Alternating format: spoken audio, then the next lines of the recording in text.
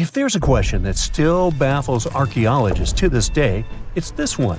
How did the ancient Egyptians build those magnificent pyramids? As far as we know today, their resources were quite limited, especially in terms of tools and building materials.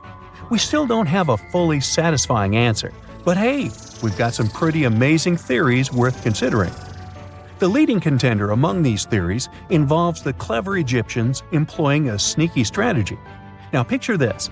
They constructed a slanted and curving mound made of bricks, earth, and sand encircling the pyramid to be. As the pyramid grew taller and taller, they simply increased the height and length of this wacky structure. It's like they were playing an ancient game of Jenga.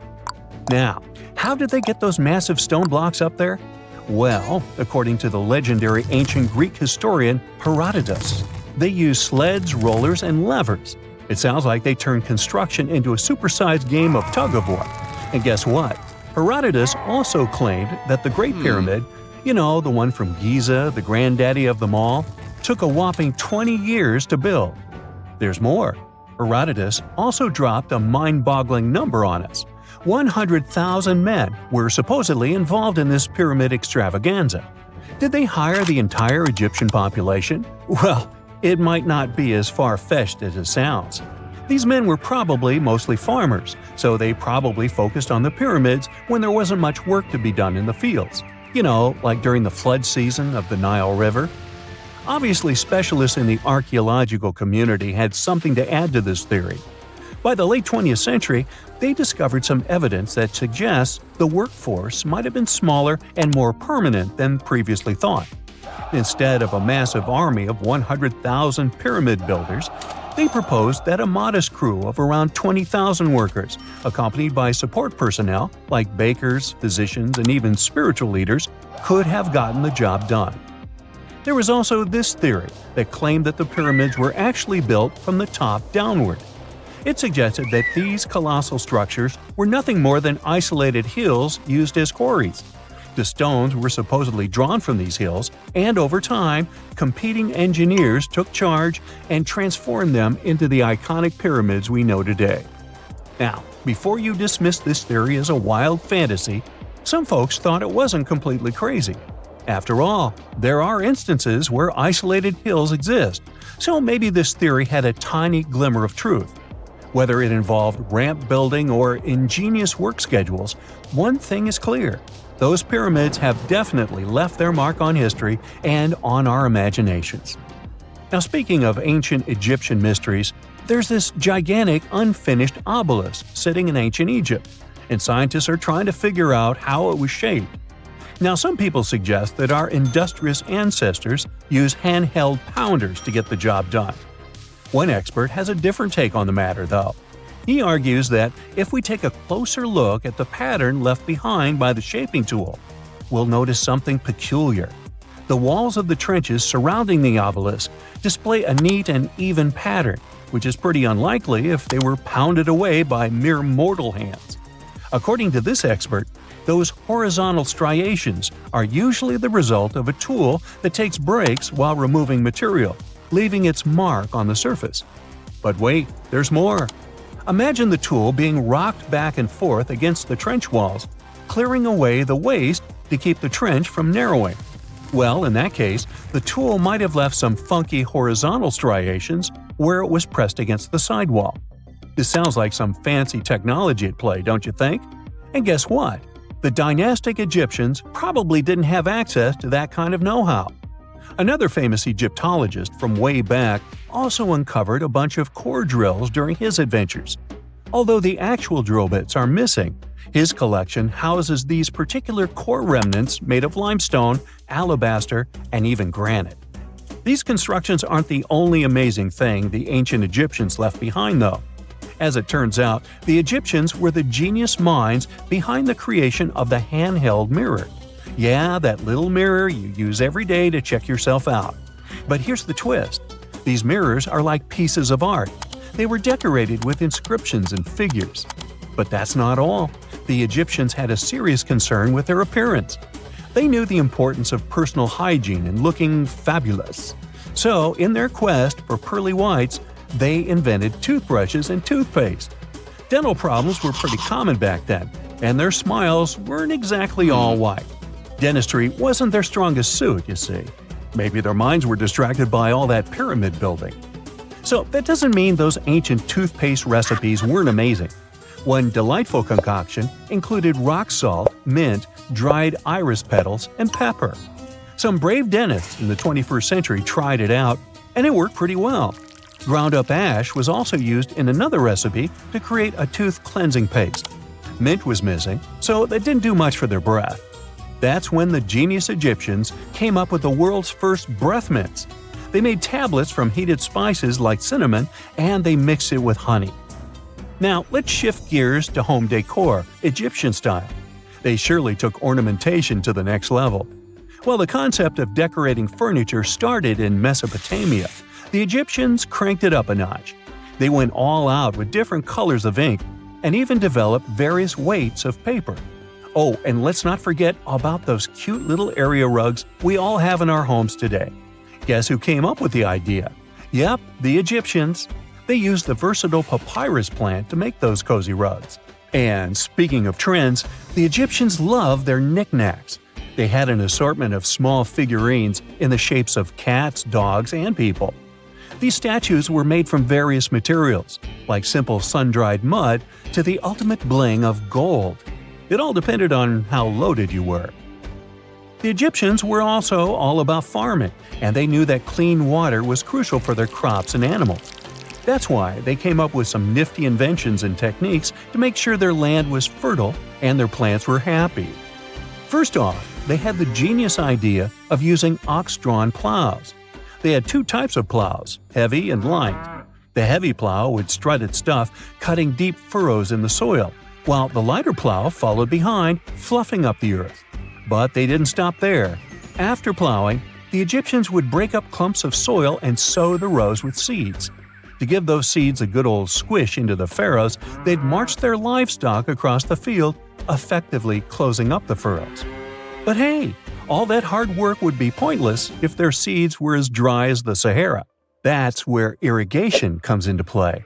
The Egyptians were so good at it that other cultures, like the Greeks and Romans, couldn't help but copy their techniques.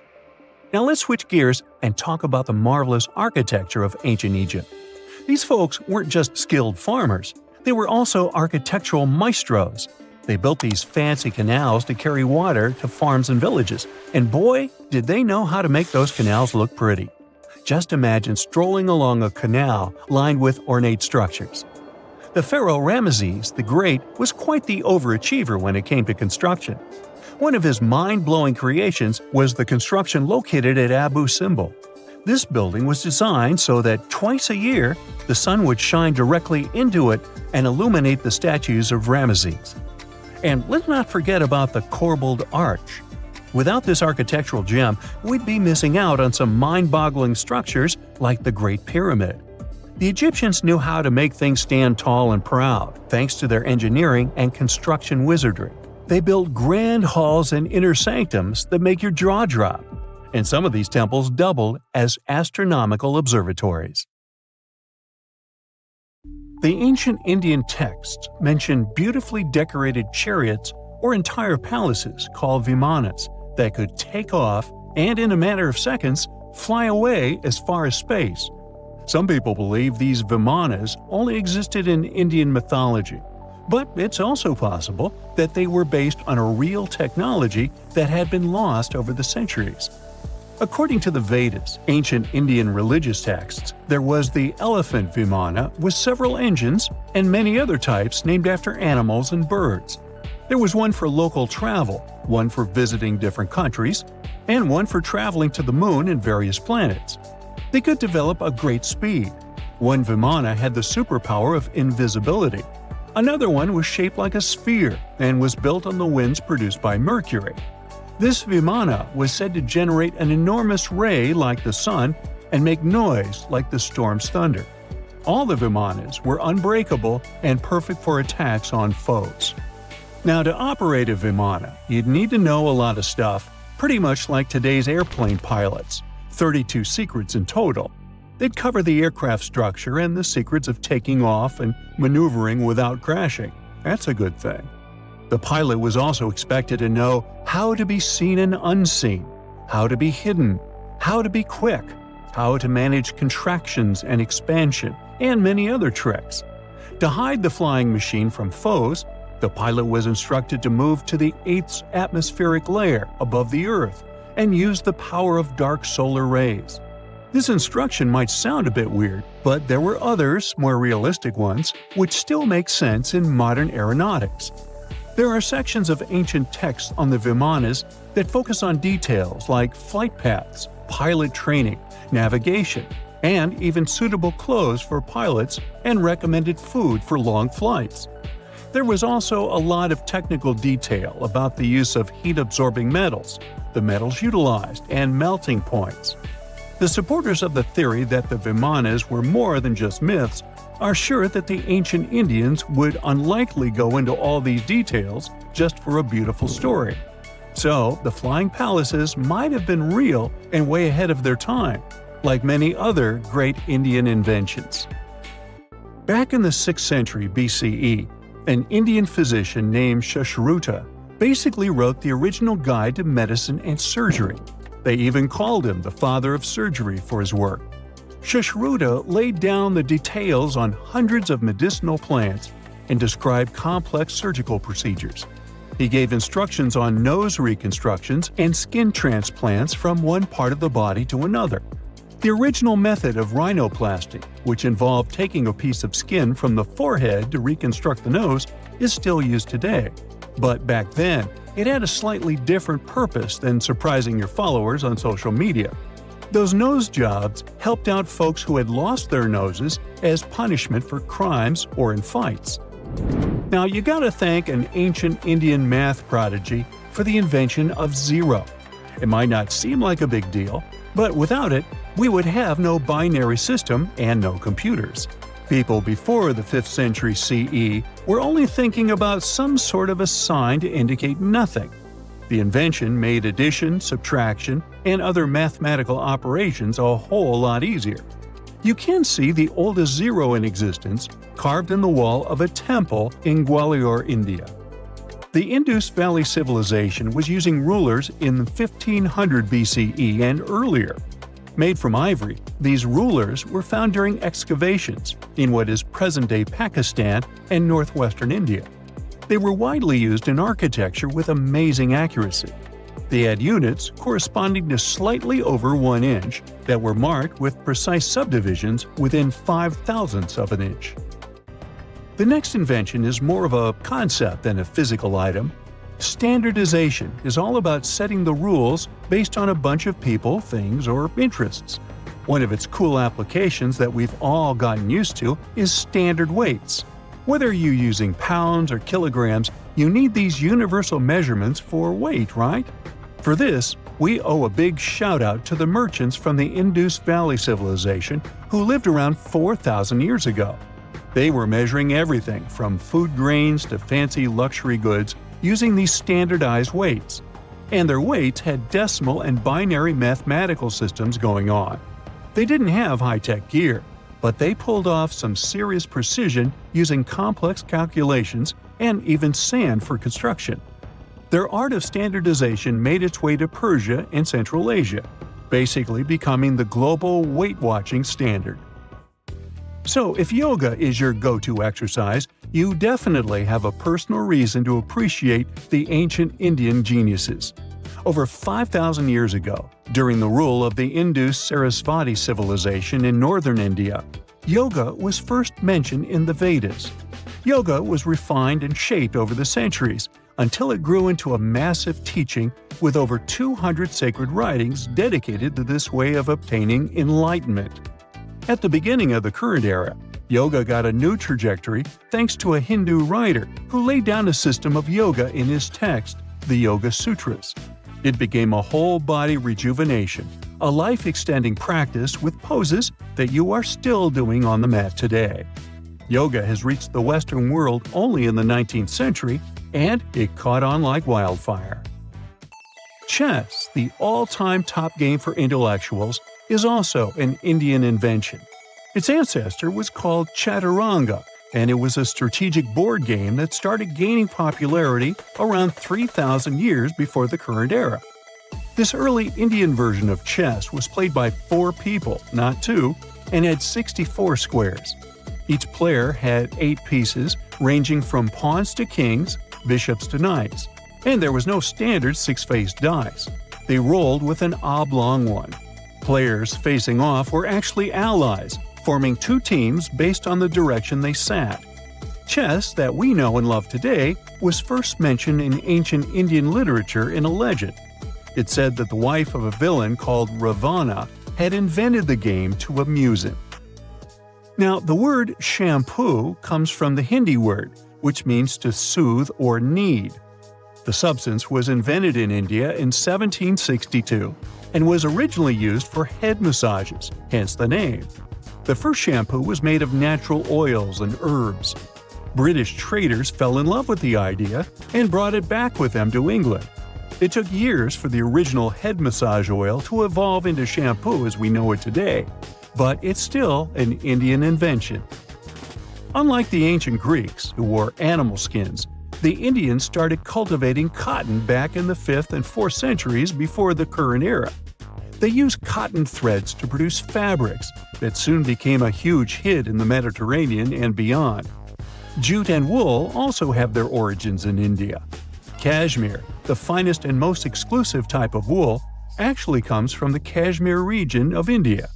Buttons that sit proudly on that cashmere cardigan of yours also have ancient Indian origins. Some 5,000 years ago, the Indus Valley civilization started cutting seashells into geometric shapes with tiny holes in them. First, they were just decorations, but then people started using them to fasten clothes. Now, when you think about radio communication pioneers, Marconi's name usually steals the spotlight. He got a Nobel Prize in Physics in 1909 for his groundbreaking radio work. But there's an unsung hero in the radio waves game, and his name is Sir Jagdish Chandra Bose. He spilled the beans on radio communication way back in 1895. He shot an electromagnetic wave across 75 feet at the town hall in Calcutta, and it went through walls, rang a bell, and even set off some gunpowder. Marconi took a page from Bose's book, using his invention, the Mercury Coherer, as a blueprint for his own two-way radio. Bose didn't patent his genius creation, so he only got his credit a century later. Phew! This summer has been turning up the heat like never before. We feel like roasted marshmallows on a sizzling grill. Yes, the world is getting hotter, but some regions have always fought with high temperatures. It turns out people had some inventions to keep themselves cool in ancient times too. Some of them are still functioning, even 3,000 years later. Let's take a look at how people saved themselves from heat throughout history. So, put an ice cube into your cold drink and get ready to hear how people survived the heat.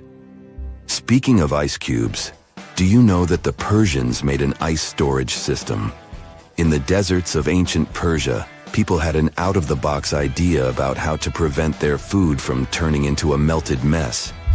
These ingenious Persians stumbled upon a physics trick that allowed them to create ice in the middle of the desert. They called these cool structures yakhchals, which basically means ice pits. These ice pits were not your ordinary coolers. They were like secret underground fridges. They looked like dome-shaped mud brick structures on the outside, but inside, it was a whole different world. These ice pits had an evaporation cooler system that worked like magic. At night, when the desert cooled down, Persians made use of the radiative cooling effect. They set up cleverly designed trenches to hold thin layers of water. The water froze, defying the desert heat. Then there were underground square storage areas. The Persians collected the melting ice water from these cooled trenches, and during the night, they froze it again, making the most of the desert's natural chill. To add to the cooling effect, they built a wall to shade the storage areas from the hot midday sun. And that's not all. They had this fantastic wind-catching contraption called a badger that caught the breeze and directed it right into the ice pits. Fresh air plus ice. cool breeze, a winning combo.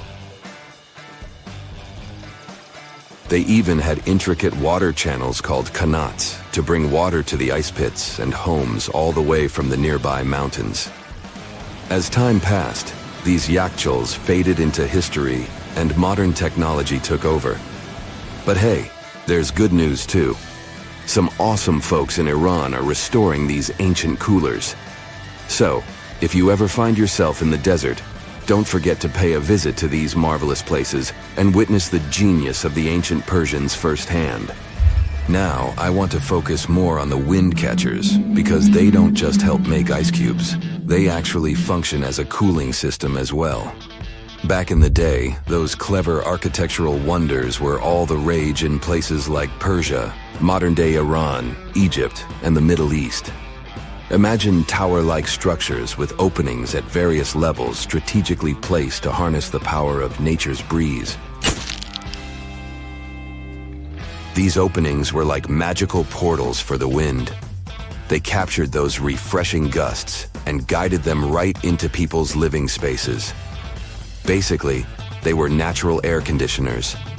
The breeze would gracefully flow downward, cooling the ground as it danced through the building. The secret sauce lies in the details: the tower's height, the number of sides, the openings, and the positioning of the interior blades. Everything plays its role in how efficiently the wind towers work out. Thanks to these wind catchers, ancient societies could enjoy comfy indoor temperatures without sweating. Can you imagine living in those times? Feeling the gentle breeze whisking through your home, keeping you feeling fresh and chilled out? The Persians are often credited for inventing these awesome wind catchers. But hey, don't forget about Egypt. There, you can find traces of similar structures dating all the way back to 1300 BCE. Yes, the invention of wind catchers may have occurred in ancient Egypt, but Yazid in Iran is the city with the largest number of wind catchers. People wouldn't have been able to live there without these ancient ACs because there was almost no rain in the area throughout the year. Now, let's look at these perforated double-skinned exteriors. Imagine dressing up a building with a fancy perforated screen. It's like giving its exterior a stylish makeover while keeping things chill inside. This genius technique, firstly, scatters the natural daylight, so no harsh sunbeams to blind you. The screen also offers shade like a pro, giving the building's interior a much-needed break from the blazing sun. Think of it as a natural sun hat for your home. Placing this screen about 4 feet away from the outer walls creates a breezy, dreamy hallway for fresh air circulation. And hey, they add a touch of elegance to the building too. These structures are sometimes called jali. Jaipur, India, for example, has an average daytime temperature of about 100 degrees Fahrenheit. So these structures are lifesavers. Jalis come in various forms, crafted from cement, earth, and wood. It's a cultural symbol deeply embedded in Indian architecture. You can find its captivating presence in iconic historical buildings like the majestic Taj Mahal and the Grand Red Fort in Delhi. But hey, it's not just a thing of the past. It's still rocking modern architecture scenes, and its charm has sparked creativity in artists and designers worldwide. It adorns the building's exterior, its cross-section showing a larger opening on the outside and a smaller one on the inside. This is where the Venturi effect steps in to show off its physics prowess. As the air flows through the narrowing passage, it picks up speed, creating a difference in pressure between the inside and outside of the building. Air blowing at a higher speed gets compressed, and when released, it cools down. Mashrabia is a wooden lattice or screen used in the Middle East and North Africa. These decorative wonders are like window blinds, but they do more than just look pretty. They're smart too. They give privacy, shading you from the sun, and let fresh air and light in. Some people also add clay pots filled with water, sand, or damp straw to their designs. As hot air breezes through the holes, it also passes through the pot's porous surface. The moisture inside evaporates, cooling the air. This is a perfect low-cost technique for hot and dry climates. It's eco-friendly, and there's no need for electricity. Now, let's fast forward to today. Designers are getting creative, mixing traditional wisdom with modern tech. At the Al Bahar Towers in Abu Dhabi, they've got it too. Picture over 2,000 hexagonal panels that dance with the sun's movement, providing shade to the building's interior. Water evaporation was another secret weapon for ancient people. Simple, yet super effective. Plus, ancient Egyptians hung wet mats and curtains in doorways. When the air passed through them, it cooled down, providing a relief from the scorching sun. Ancient architects were the masters of maximizing airflow. They knew how to cross-ventilate and let hot air escape while inviting cooler air to the party. Speaking of ancient Rome, bathhouses were the place to be back then. It was like a community hub. People gathered to chat about politics, play sports, and, of course, take a relaxing dip. The frigidarium was the cool spot in Roman baths. After a steamy soak in the caldarium, Romans dashed to this giant pool to chill out. Then in some places, like Cappadocia in Turkey, people went underground to hide from the heat. They carved cozy dwellings in volcanic rock, harnessing the Earth's natural cooling powers. So the lesson here is simple. Architects and designers can create wonders by combining local traditions with smart tech. California's Death Valley boasts the highest officially registered temperature to date, with 134 degrees Fahrenheit in 1913. Meanwhile, Africa's sweltering record stands at 131 degrees Fahrenheit in Kebili, Tunisia, as noted in 1931. In Europe, the highest temperature ever documented reached almost 120 degrees Fahrenheit in Sicily in August 2021. Then, in 2022, the UK had the hottest summer of all time. It's 1898, and you're taking part in excavations in Saqqara. This place, not far away from Cairo, is full of ancient tombs and pyramids. You're in your Indiana Jones mood and hope to find something really phenomenal to become famous. Gold, manuscripts, treasure maps, mummies of famous pharaohs. Wait, a wooden bird? You're really disappointed as it looks like a regular toy. An old one, but still. Little do you know that years later, someone would propose that your bird was actually an ancient monoplane. So the artifact, nicknamed the Saqqara bird, is made of a sycamore tree. The birdie has a wingspan of just 7 inches and weighs around 40 grams. A perfect original souvenir from Egypt, I would say. It's over 2,000 years old and looks pretty plain, without any carvings of feathers or other intricate ornaments. It has a beak and eyes, though, which makes our find look like a hawk, the emblem of the deity Horus. Its tail is rather unusual as it's squared, looks weirdly upright, and it seems like the sunken part of it was the place for a now missing piece. Humans love solving a good mystery, so there have been several attempts to explain the use of the birdie. First, quite simply, is that it was a ceremonial object. The second idea is that it was a toy for a child from some well-off family. It could have been some sort of boomerang, which was a popular concept in ancient Egypt. Then there was a theory that the bird had been used as a weather vane. But this one has been debunked as the figure doesn't have any holes or markings, except for the one made at the museum in Cairo to fix the exhibit on a stick. So there was no way to hang it in the past. Almost a century after the bird was found, Egyptologist Dr. Khalil Masiha proposed a new theory that it could have been a model of a monoplane. He believed the bird was missing a horizontal tailplane. Otherwise, it had its wings set at a right angle, similar to that of modern planes. It could have worked to generate the aerodynamic lift necessary for flights. Dr. Masiha also claimed that it was common at that time to place miniature models of technological inventions in tombs. So, did the ancient Egyptians really invent the plane in 200 BCE? That would make the Wright brothers, who are considered the inventors of aviation, really upset. they made one of their first flights only in 1903. There's just one way to know for sure, and that is to test the model. But you know, the ancient museum in Cairo would unlikely let one of their cherished exhibits fly around like a toy. That's why glider designer Martin Gregory built a similar model, this time of balsa wood, and concluded that even with the missing tailplane, the plane wasn't much of a flyer. Case solved? Not really. This didn't sound convincing enough to the History Channel, so they invited an aerodynamics expert to build another replica of the bird.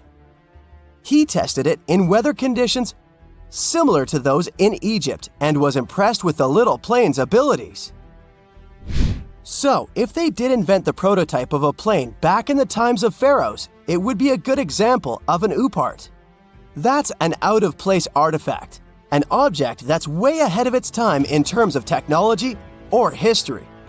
And the Saqqara bird isn't the only example of such a revolutionary concept. In 1901, a group of divers retrieved the Antikythera mechanism from an underwater shipwreck near the Greek island of Antikythera. It's been dubbed the world's first analog computer, and it's currently dated around 100 BCE. The bronze mechanism could tell the position of the sun, moon, planets, and stars, as well as the lunar phase, the dates of upcoming solar eclipses, and even the speed at which the moon moves through the sky. No one's sure who used it and how or where it was made. But it's obvious that it's extremely precise and way too advanced for its time. The first flushing toilets in the world were invented in the middle of the 20th century. Just kidding. The ancient Minoans on the Mediterranean island of Crete and the Indus Valley civilization both came up with this brilliant invention at the same time, around 4,000 years ago. The plumbing and sanitation were so well done that no one managed to design anything better until 2,000 years later. One ancient Minoan lavatory was discovered at the Palace of Knossos. It looks like it had a wooden seat set over a tunnel that directed water from a rooftop reservoir to an underground sewer. Other varieties got water from jugs. Only the super rich people could afford all this glory. So if you wanted to shop for real estate back then, the flushing toilet would be a telltale sign you were in the rich neighborhood. Automated doors became a cool, seemingly new invention back in 1931. But the technology behind them is actually much older. Think the 1st century CE old. Mathematician and engineer Heron of Alexandria came up with a hydraulic system to open and close temple doors. To bring it into action, you need to light a fire to produce heat. There was a brass pot under the fire, half filled with water. The inventor connected the brass pot to containers that acted as weights. When the fire was burning, the water moved into the containers. They went down and pulled the ropes. It was nothing like a supermarket door that opens in front of you before you even have time to think. Heron's door took hours to open, and there was no way to stop the process.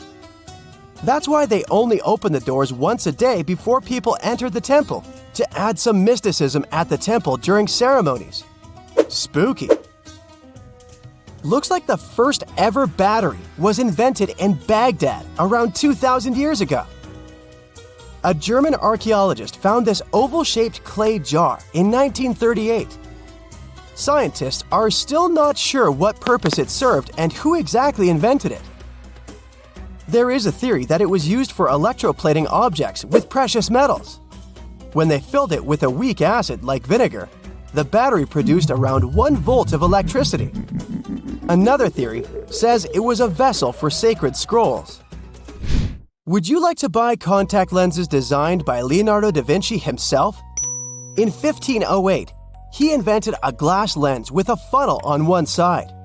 You were supposed to wear it with water inside to improve your vision. Sounds a bit uncomfortable, doesn't it?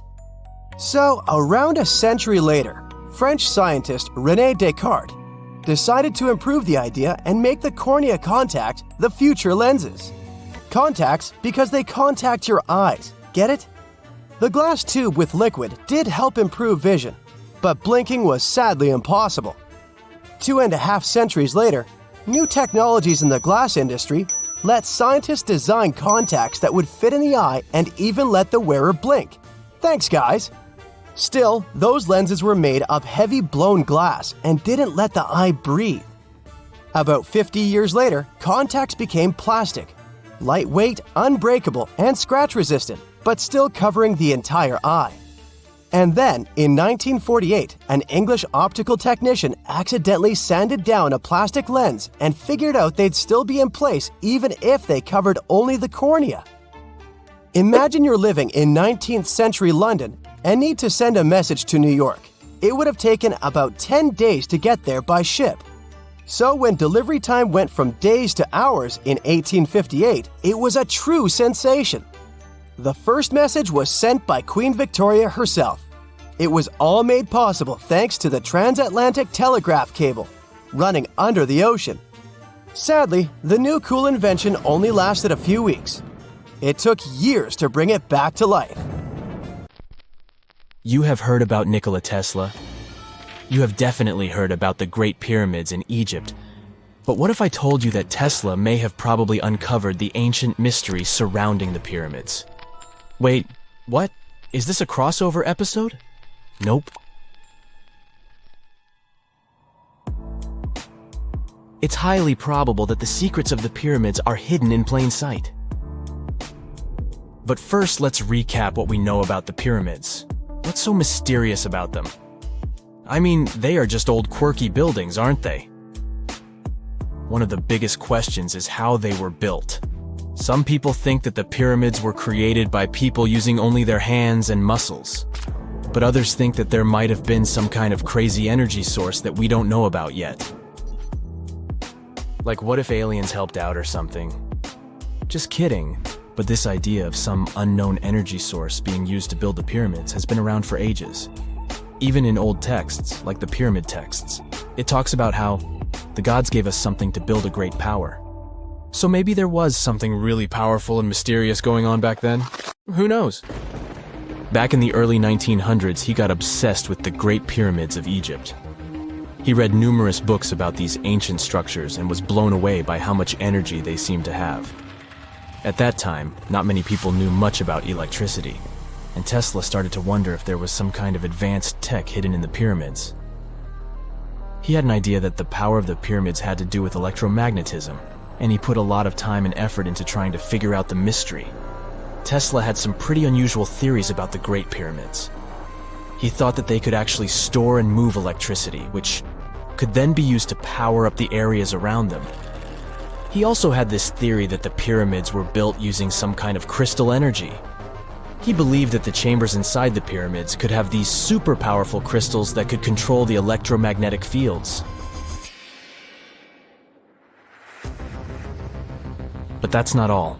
Tesla also had this idea that the materials used to make the pyramids had properties that allowed them to trap energy from the sun and the moon. And not just a little bit of energy. He thought that the pyramid could actually create this massive energy field that could light up whole cities or even brighten up dark places. He thought that the pyramids could be used as giant power plants to generate electricity and run machines. Tesla even believed that the pyramids were somehow linked to cosmic energy, which could be used for spiritual enlightenment and healing. How very new age of him. Anyway, Tesla wasn't just pulling these ideas out of thin air.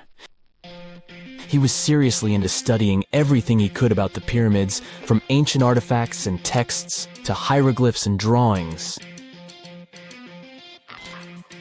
And he came up with this idea that the pyramids were designed to be energy amplifiers, and some kind of unknown energy source was used during their construction. Some people thought Tesla was eccentric for coming up with these theories, but his ideas have actually had a huge impact on the way we think about the pyramids today. Researchers and scholars have been digging into his theories for years and using them to uncover some of the biggest mysteries surrounding these ancient structures. For example, recently scientists have used theoretical physics to investigate how the Great Pyramid of Egypt would react to certain radio waves. They found out that if the radio waves were a certain length, the pyramid could concentrate the energy inside its rooms and focus it under its base. The scientists did lots of calculations to figure this out. They first thought about what radio wavelengths would work best. Then they made a model of how the pyramid would react to the waves. They figured out how much of the energy from the waves would get absorbed or spread out. Lastly, they checked how the energy would move around inside the pyramid when the waves hit it. To help explain all of this, the scientists used something called multipole analysis. This is when you take a complicated object and break it down into simpler parts. Then you can see how each part interacts with the energy that's coming in. It's like taking apart a puzzle to see how each piece fits together. The researchers are interested in how all of this can be used in the future. They want to make really tiny particles that can do the same thing as the pyramid, but with light. By changing the size, shape, and the material of these particles, they can control how the light moves around them. This can be really useful for things like making tiny sensors or super efficient solar cells. The scientists had to make some guesses when they were doing their research. They assumed that there weren't any hidden spaces inside the pyramid, and that the material used to build it was all the same. But even with these guesses, they still made some pretty impressive discoveries. But the pyramid study is not the only proof that Tesla was ahead of his time. There are more Tesla's projects that seemed unrealistic at the time, but that scientists and enthusiasts reevaluate and try to implement today. Let's talk about Tesla's most ambitious project, the Wardenclyffe Transmission Tower. Back in 1900, Tesla was already a big shot when it came to electrical engineering in America. People were blown away by his amazing inventions and the fact that he managed to outdo Thomas Edison in the battle of currents. However, Tesla wasn't content to rest on his laurels. He decided to embark on his most ambitious project yet, the transmission tower at Wardenclyffe. It was built between 1901 and 1905, and it was based on one of Tesla's breakthrough ideas. He had a vision to make the impossible possible by creating a global wireless communication system. It would use Earth itself as a conductor, transmitting music, news, stock market reports, secured military communications, and even facsimile images. Does it sound familiar? Right, it sounds just like the internet that we use today, only without the use of any wires. But Tesla had a much bigger dream in mind, to transmit power wirelessly. He already proved that high-frequency signals could be sent without any wires using his Tesla coil transformers, and this sparked his obsession with wireless energy transmission. His vision was to not only transform the way we communicate, but also to find a way to transfer power currents globally by tapping into the Earth's natural energy. Tesla believed that there was an abundance of free energy all around us that could be used for humanity's benefit. In 1899, he conducted some top-secret experiments and got convinced that it was possible to transmit electrical power through the Earth's upper atmosphere. This is actually how the Wardenclyffe Tower was created. It was supposed to be the prototype station for a network of towers all over the globe that would provide the whole world with wireless energy. Unfortunately, Tesla didn't have the resources or the patience of his investors to bring this project to fruition. It ran into all sorts of financial problems and roadblocks, and in 1917, the unfinished tower was finally torn down for scrap metal to pay off Tesla's mounting debts. Now it remains a sad reminder that even the greatest minds can sometimes fall short of their dreams. The original red brick laboratory, however, is still there, and it is the only Tesla lab that has survived. Fun fact, in 2017, a film crew made a crazy discovery. They used ground-penetrating radar to explore the area around Wardenclyffe, and they found a whole series of tunnels stretching for hundreds of feet underneath the site. Nobody knows exactly what these tunnels were used for, but people have been speculating for years that they were part of Tesla's grand plan. Wardenclyffe, of course, is a major landmark for Tesla enthusiasts from all over the world. Who knows? Maybe someone will finally crack the mystery of the tunnels one day. But even if they don't, the legacy of Tesla and his amazing ideas lives on. Tartessos, a mysterious, highly developed society that once flourished and then, without any warning, suddenly disappeared. Moreover, before they were completely gone, they performed some strange rituals, as if they were trying to save themselves from something. But what happened to these people? Let's try to find out. Let's go to the southwest of Spain, to about 2,500 years ago. Once, there was a beautiful city here, a trade center of Tartessos. Imagine the temple in the middle of a deserted town. A breathtaking, monumental two-story building. There's a thick smell of frying meat in the air, and the smoke from its frying rises high into the sky, covering the patterns of the sanctuary. The sun has already set, and it's time to prepare for the ritual. We enter the ancient monumental hall. Inside, hundreds of people gather around a long wooden table lined with delicate ceramics and bronze bowls. They feast and drink. These people have much more fun than the animals outside the building. These animals are being prepared for the ritual. Horses, cows, pigs, donkeys, even dogs. All of them were brought here to appease the deities. And what happens after the ritual itself is even crazier. At the end of the ceremony, people take torches and set fire to the whole building. Everything turns to ashes and coals, and when the last embers fade away, they take shovels and begin to bury this place. It will take them at least several days to bury the former sanctuary under piles of earth. They work tirelessly. In some places, the thickness of the layers of mud and clay will reach almost 14 feet. And then, these people, the last known Tartessians, just leave this place and disappear from our world forever. But what just happened? Why did they even do all this? Let's start from the beginning. Tartessos was first mentioned in Greek and Roman texts thousands of years ago, but for a long time, we had no idea what it even was. All the descriptions were contradictory and confusing. Some archaeologists thought that Tartessos was a kind of seaport. Others thought that it was a river or a water reservoir. They even said this place could be connected with the mystical Atlantis. But there was nothing to back it up with, so the scientific community quickly rejected this idea. But today, we know the truth. Tartessos was an ancient civilization. It's been located on the Iberian Peninsula, one of the southernmost islands of Europe. It flourished in the 9th to 5th centuries BC, and then, around 2,500 years ago, suddenly disappeared. They were quite rich. The island had rich reserves of metal, so their economy was thriving. Silver, copper, lead, and other good things were mined in the local Sierra Morena Mountains.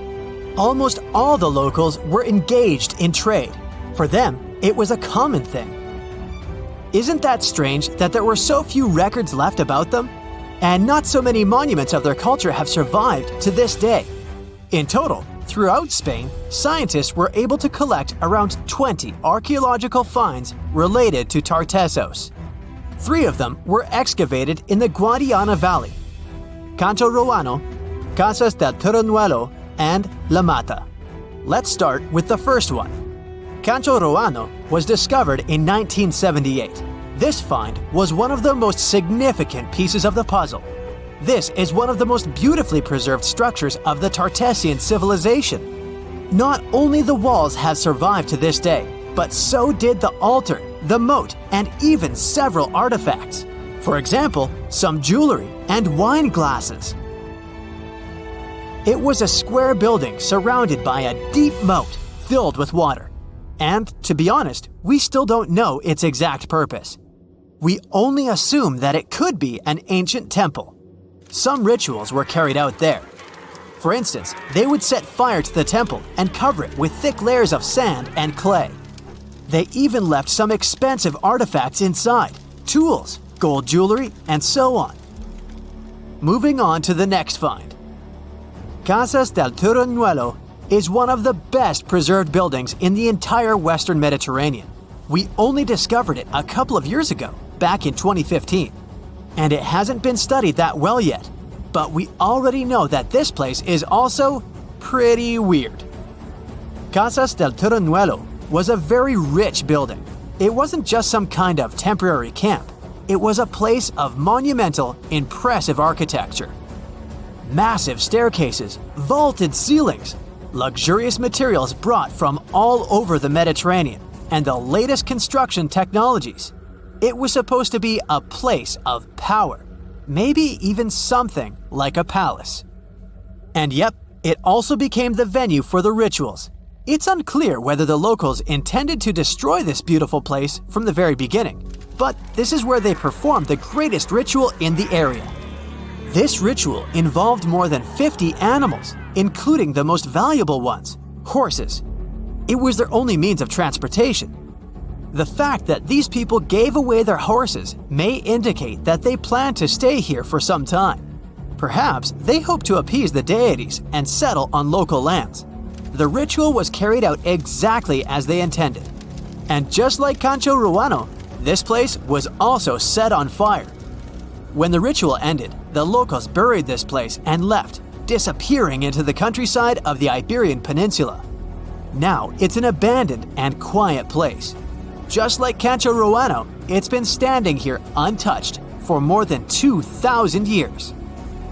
The last find is La Mata, which was discovered much earlier than the other two, back in 1930. The resemblance between all of them was striking. La Mata had the same fate. It was burned and forgotten for centuries. All of this is very strange and mysterious. It seems like the locals were fleeing from something. Perhaps something happened that made them start building these banquet halls and arranging large-scale rituals. They thought that their deities turned away from them and tried to appease them. But unfortunately, it didn't work. As a result, they were forced to leave their temples and soon disappeared altogether forever. And by the way, why did they disappear at all? Well, this is another mystery of this civilization. One of the most important questions is, did they know that they were going to disappear? Or was it something unexpected? Did they suffer some kind of sudden catastrophe from which they were trying to escape? Or something else? Scientists have several theories on this. The first theory says that there may have been several major earthquakes and subsequent tsunamis in this region. These natural disasters destroyed local settlements and severely demoralized the survivors. Perhaps they were looking for salvation from this. Another theory is that there were some problems with trading. Since they were rich in metal and lived off their economy, any problems in it could lead to big troubles. If they had some kind of mining crisis, then relations between different nations could worsen greatly, and things could get pretty nasty. The truth probably lies somewhere in the middle. The most current theory says that around the 6th century BC, a large-scale tsunami hit the port. This greatly damaged the economy, which worsened the relationship between Tartessos and its neighbors. In any case, this seems to be speculation. This place is like a dream come true for archaeologists. It stores a huge amount of information and secrets that we have yet to unravel. The Tartessians had no idea that by burying their artifacts, they were making a real gift to the scientists of the future. And while scientists continue to study them, we can check out the stuff they have already discovered. History lovers can see Tartessian tools, horse figurines, and decorated ivory in the Archaeological Museum of Badajoz. Let's hope that in the future, scientists will learn more interesting things about this civilization, and we'll finally find out what happened to them. Imagine you could spend an entire week scanning ancient ruins and taking photographs of the world's most surreal archaeological sites. Would you be up for it? So, let's do some digging. The first stop on your busy itinerary is Southeast Asia. It's home to some pretty cool ruins. You start in Bagan, located in the hinterlands of Myanmar. There are many ways to visit the site, and you're glad you've booked 2 different experiences. The first one is a hot air balloon trip at sunrise. Right before dawn, you board the balloon, and as soon as the sun starts to appear on the horizon, you begin your flight over the marvelous area. As the sun rises, it glistens on more than 2,000 conic-shaped golden structures. The hot air balloon ride is quick, but it gives you unparalleled views of all the 40 miles over which the site sprawls. Back on land, you rent a bicycle and roam the village of ruins. Some of them are open and allow you to peep inside. These magnificent ruins were built between the 11th and 13th century CE and were mainly places of worship. There were originally over 10,000 buildings, but they were gradually deteriorating over time due to earthquakes. Thankfully, the site became a UNESCO World Heritage Site back in 2015 and has since been preserved. Up next, you catch a flight to Cambodia. You take some time to visit Angkor, the world-famous archaeological site nestled deep within the jungle. Good thing you've brought bug spray with you. The city of Angkor was once the capital of the Khmer Empire from the 9th to 15th century. FYI, the word Angkor means capital city in the Khmer language.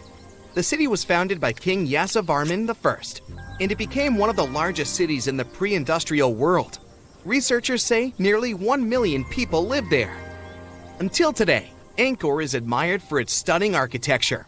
The Khmer style is recognized in the use of huge blocks of sandstone. The towers are believed to have been once decorated with gold. But today, the site is a maze of vine-covered temples.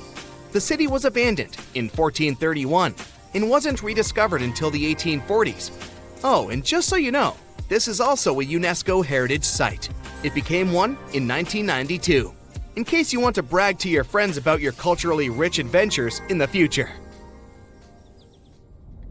Now, your trip continues in Egypt. You're here to visit the Karnak Temple in the city of Luxor. You opt for the most unusual way to get to Luxor.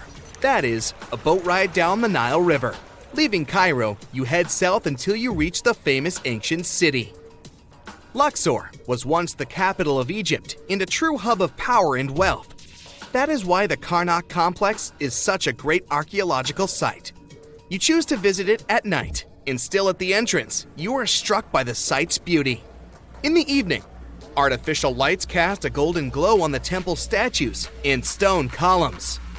The temple is huge and was built mainly around the 18th and 19th centuries BCE. Each Egyptian pharaoh from that period left their own architectural mark on the site. The highlight of this tour is taking a walk through the Avenue of Sphinxes and discovering the Great Hypostyle Hall. This hall is filled with towering pylons and solid sandstone columns, a true wonder. From Egypt, you head down to Jordan. Now, if you like terracotta landscapes, you've come to the right place. The city of Petra is a marvel of the ancient world. Located in Jordan's desert, the city was a commercial hub back in the 4th century BCE. The Nabateans, an Arab Bedouin tribe, lived in the so-called Rose City and thrived for many years, having accumulated a significant amount of wealth. The city was known for its innovative water management system, which made the region inhabitable. And yes, you'll catch a glimpse of its ruins on your tour. The rock-carved gate-like structure Petra is famous for what is called the Pharaoh's Treasury. It stands at the main entrance to the site and is said to have a treasure hidden beneath it. Don't forget to stand right beneath it and take one of those classic pictures for social media. Once Petra has been ticked off the list, you fly to southern Europe. More specifically, to the tip of the Italian boot. You have a day trip scheduled to visit the ruins of Pompeii. Pompeii can be reached by car from the city of Naples. It's home to the eerie yet well-preserved ruins of a city that was once engulfed by lava. When Mount Vesuvius erupted in 79 CE, it left the city of Pompeii completely buried under millions of tons of volcanic ash. The ancient city was first discovered by beneath the volcanic rock in the 16th century, but it was first cleared from debris in the 1870s. Today, you'll be able to walk down the streets of these ancient Roman ruins and imagine what the town looked like in its heyday. Pompeii was a vibrant and rich municipality. The site's ruins revealed that many areas of Pompeii had boasted impressive bakeries, markets, and even houses with balconies, which were a sign of great wealth at the time. And believe it or not, even some artworks survived the eruption. Archaeologists found well-preserved frescoes and murals with mythological creatures. All this indicates that members of the high society lived there. The city even had thermal baths and showers made from luxurious materials. While you're still in Europe, you'll hop over to visit the iconic Stonehenge. It's a perfect day trip if you stay in the City of London, just a short train journey away. Stonehenge dots the Salisbury Plain in Wiltshire, England, and is one of the world's most recognized ancient ruins. More than 5,000 years old, these curious stone rings are some of the oldest stone structures on the planet. Created out of sandstone, they are shrouded in misery. Who built them and why is still largely unknown. Popular theories claim that Stonehenge was used as a great solar calendar, built to help people keep track of days, weeks, and months. Talk about hard work to create a mere calendar, huh? In the final leg of your trip, we'll take you to explore the Southern Americas. In Guatemala, in Central America, you'll find ancient Mayan ruins. The lost city of Tikal is a city made of 3,000 buildings, the remains of the capital of the Mayan Empire. You can compare its importance to such cities as London or New York today. The North Acropolis is Tikal's most ancient complex of monuments. Built solely by human hands in 350 BCE, it served as the resting place of kings and chiefs. Back in the day, the step pyramid temples were painted a beautiful red. Mayans loved that color.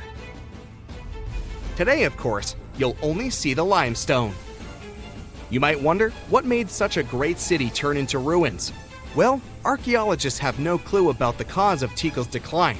Until today, this question remains unanswered. Was it a drought? Disease? Maybe we'll never know. Are you in the mood for some Mayan ruins? Chichen Itza is an archaeological site with the best preserved pyramids on Earth.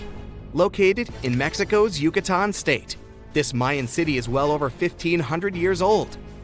At its peak, it was home to 35,000 people. The site covers 1.9 square miles and has many ruins spread throughout it. The highlight is El Castilla, a tremendous step temple, rising 80 feet above the ground. Its most peculiar feature is that it has 91 steps on each of its 4 sides, including the upper platform, which makes for 365 steps, the same as the number of days in the solar year. Phew, what an intense trip. Time to head home now and soak it all in. See you next time. It's the first day of your long-awaited trip to the Amazon forest. You flew all the way to South America. More specifically, you landed in the city of Manaus. It's the heart of the Brazilian Amazon. So far, you've traveled by air, car, and now water. You are on a tiny boat, moving through the dark waters of the Amazon River. Yes, the river is also called the Amazon. And just FYI, it's the second longest river in the world. It loses only to the Nile River in Egypt. The Amazon sprawls for an impressive 2,700 square miles, beginning in Peru and ending only when it meets the Atlantic Ocean off the coast of Brazil. To get a closer look at the forest, you decide to start by exploring it by boat. First up, you watch some piranha fishing. You can even try to catch one yourself if you like. As you may know, piranhas are carnivorous fish that inhabit the Amazon River, so it might not be your best option to go swimming in these waters. One of the most emblematic species of alligators present in the Amazon River basin is the broad-snouted caiman. It looks pretty much like a regular alligator, except for the fact that it has a yellow chin. Your guide leaves the boat and searches the water to show you a caiman up close. He also tells you of another legendary creature that lives in the dark waters of the river, the pink dolphin. Lucky you get to witness a family of pink dolphins showing their fins near your boat. They look magical from the place where you're sitting. You've probably never known dolphins can be pink, huh? After a few mesmerizing moments, you discover that the dolphin's pink color is nothing but an illusion. The animals are originally pinkish-gray, but due to the brown colors of the Amazon River, they look vivid pink when you stare at them from above. Your guide tells you that the pink dolphin is a central character of Brazilian folklore. Locals believe that the pink dolphins can turn into humans and wander off into towns at night. You get off your boat near one of the entrances to the forest. Now you're going to continue your trip on foot. Your guide says that you are venturing into very dangerous terrain. The Amazon is home to some of the creepiest species of wildlife on the globe. But don't worry, we'll get to see a lot of them today. You've come prepared, of course. Bug spray, a raincoat, and your sharp eyes. Inside the jungle, you need to be alert at all times. You may have heard legends of the anaconda, a snake that can swallow animals as big as a cow in one go. Sorry to break it to you, but those are not just legends. Reptiles like these do actually exist. They live deep in the jungle. Is it right there, moving between the trees? Is it a spider? The so-called Goliath bird-eater is a monster spider.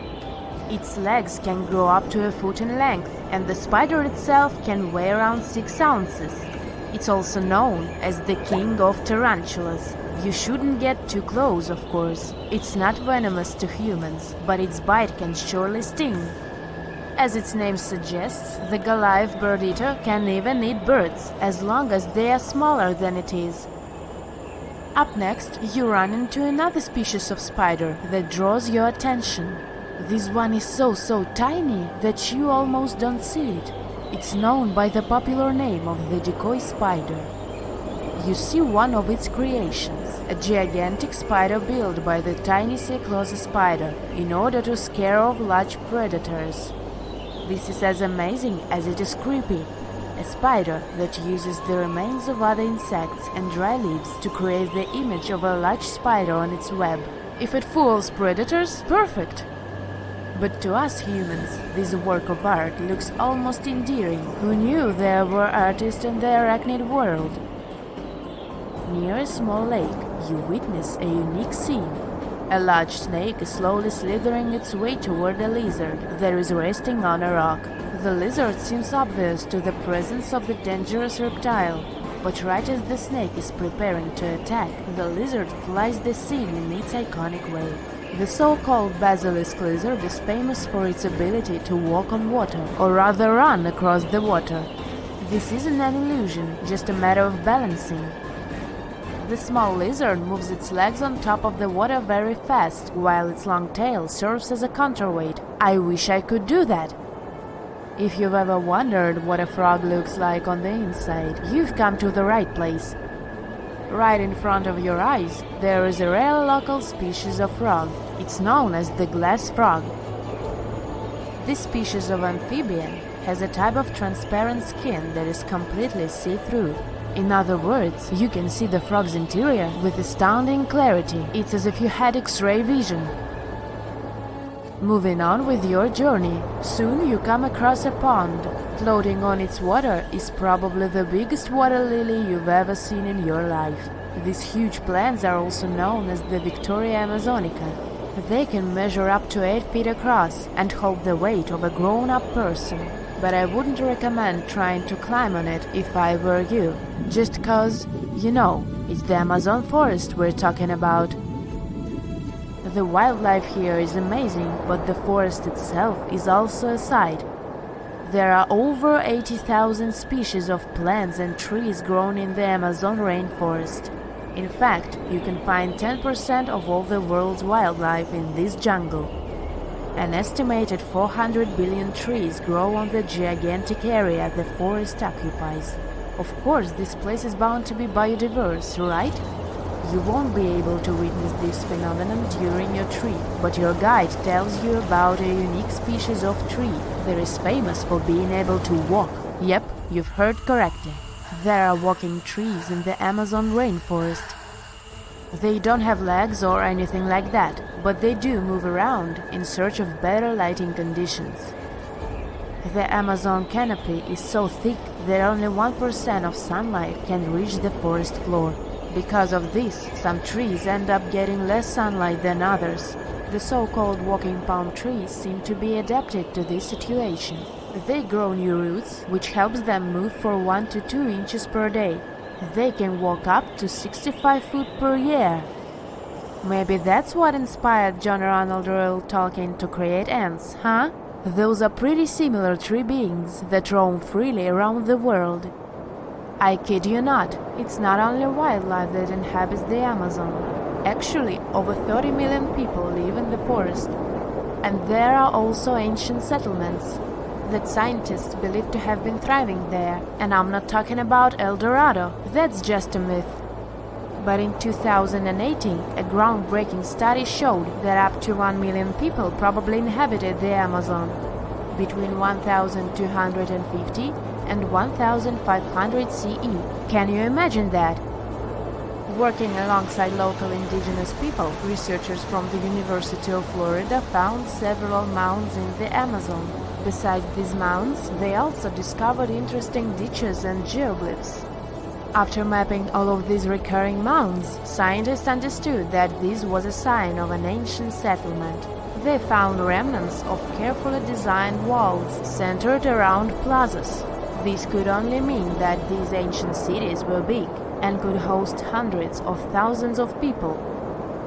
These findings brought back the idea that the Amazon could have been home to thriving civilizations way before the Europeans arrived there. But rather than cities drenched in gold, they were simply well-developed agricultural societies. On October 30th, 1759, the inhabitants of the Middle East were jolted awake by an earthquake. Cracks appeared in the walls of their homes, roofs began to crumble. People ran out of their homes and gathered in open areas. But because of strong shocks, they kept losing their footing and falling. A month later, there was another earthquake, but it turned out to be even stronger. Trees broke, houses collapsed, deep cracks appeared in the ground. The disaster lasted for 2 minutes. Oases, roads, and cities were destroyed. Incredibly, Baalbek's ancient buildings withstood earthquakes. Some historians state that this majestic and mysterious place was built during the Roman Empire, but many researchers disagree. Whatever the truth is, the city is one of the main archaeological phenomena of humankind. The most amazing building of Baalbek is the Temple of Jupiter. The inhabitants of the Roman Empire believed that Jupiter held power over lightning and thunder. The building looked like a platform with 54 columns. A massive roof rested on these columns. Today, you can only see 6 70-foot-high columns. Each of them consists of 3 sections and resembles a pencil. The cores of these pencils were made of lead. This made the columns exceptionally strong. Each of these pieces of stone weighed an incredible 80 tons. That's the weight of 35 Ford Explorer SUVs. Look, this is the largest block in the Great Pyramid of Giza. But compared to the blocks from Baalbek, it doesn't even look that impressive. The foundation under the Temple of Jupiter was preserved. That's how specialists figured out it consisted of about 25 monolithic stones, weighing 450 tons each. It means that the blocks from Baalbek weigh almost 4 times more than the blocks from Egypt. There are 3 more enormous limestone blocks in the foundation. They weigh 800 tons each. This is more than twice the weight of a Boeing 747 plane. Ancient builders must have had a hard time carving such giants from a piece of stone. And after that, they also had to pull them to the construction site and lift them to a significant height. Repeating these logistics would probably turn out to be a nightmare for present-day builders. To do this amount of work, they would need modern equipment. But Baalbek's constructors didn't have trucks, cranes with circular saws, or electricity. How did the builders of the past manage to do this? Scientists have a theory that includes ropes, winches, and lever systems. Naturally, the engineers of the past made all the gadgets from wood. Around 3,000 feet away from the ruins of the temple complex, there's a quarry. Archaeologists suppose that's where the stones for the construction were cut. They found a block of limestone there. It seemed to be too large, even for this incredible place. The monolith got called the Stone of the South. It was 65 feet long and 13 feet wide. The ancient builders didn't have time to completely separate it from its mother rock. A group of scientists from Austria estimated that this piece of limestone weighed more than 1,000 tons. That's like 3 Boeing aircraft or 160 African elephants. There was another surprise awaiting the archaeologists near the Stone of the South. It was the second monolith that weighed more than 1,200 tons. But the ancient builders didn't stop at that. They continued to work. In 2014, in the same quarry, German archaeologists unearthed a block that weighed 1,650 tons. No one has figured out yet why people of the past needed a piece of stone that weighed as much as 125 school buses. It's also unclear how they were going to move this giant and why they didn't finish the job. In any case, this third monolith is the largest processed piece of stone in human history. There are more questions than answers. Some researchers believe that people of the past had high-tech equipment. Others don't think so, but are eager to understand how the builders managed to move those stones. There's a huge number of ancient buildings and artifacts on the planet. Lots of them make researchers scratch their heads. Near the Pyramid of Djoser in Egypt, archaeologists have found a network of tunnels. This place is called Serapeum. It contains 24 sarcophagi weighing from 70 to 100 tons. The giant boxes are carved from a single piece of granite and covered with heavy lids. The sarcophagi are perfectly symmetrical. To the touch, their walls are as smooth as glass. Even with the current level of technology, this is very difficult to do. But the ancient Egyptians managed this feat. The Lycurgus cup is a priceless artifact and example of ancient nanotechnology. It's made of glass that can change its color. If you put a source of light in front of the cup, it turns green. If the light is behind the goblet, it becomes deep red. In this case, the figure of Greek king Lycurgus turns pale purple. Scientists understood how this color change worked only at the end of the 20th century. Through microscopes, they saw nanoparticles of silver, gold, and copper. They had been added to the glass matrix. Thanks to this, you can observe a color change called dichroism. Interestingly, the gold and silver were grounded into a fine dust. It's almost impossible to do this by accident. Most likely, the ancient experts knew for sure what they were doing. Bolivia has a curious place called Puma Punku. It looks as if an ancient giant played there with an enormous construction set. And after the game, they forgot to put the pieces back into the box. But there are no giants, and the huge stone blocks were carved by ancient builders over 1,500 years ago. Some of the rocks weigh 100 tons. The blocks were brought to an altitude of almost 13,000 feet above sea level from the quarry 60 miles away from the construction site. There's no forest in that area. This means the builders couldn't use trees to make wooden rollers. The monument belongs to the Inca civilization. Scientists are sure they didn't know anything about wheels. In 1992, the inhabitants of a Chinese village decided to drain a pond. Their ancestors had been using it to wash clothes and catch fish for hundreds of years. They kept pumping the water out for 17 days. At the bottom of the reservoir, they made an unexpected discovery. The villagers saw an entrance to a cave going down to a depth of 100 feet. The incredible find was named the Longyu Caves. Unknown builders carved out 320,000 square feet of galleries. There are separate rooms, bridges, pools, and columns that support the ceiling. The walls of the cave are covered with strange carved lines and patterns. Scientists haven't found any information about who built the caves and why they did it. The construction technology also remains a mystery. Antonio Stradivari lived in Italy in the 18th century. He created musical instruments. More than 600 of his works have survived to this day. 500 of them are violins. One of the instruments was sold at auction for $16 million.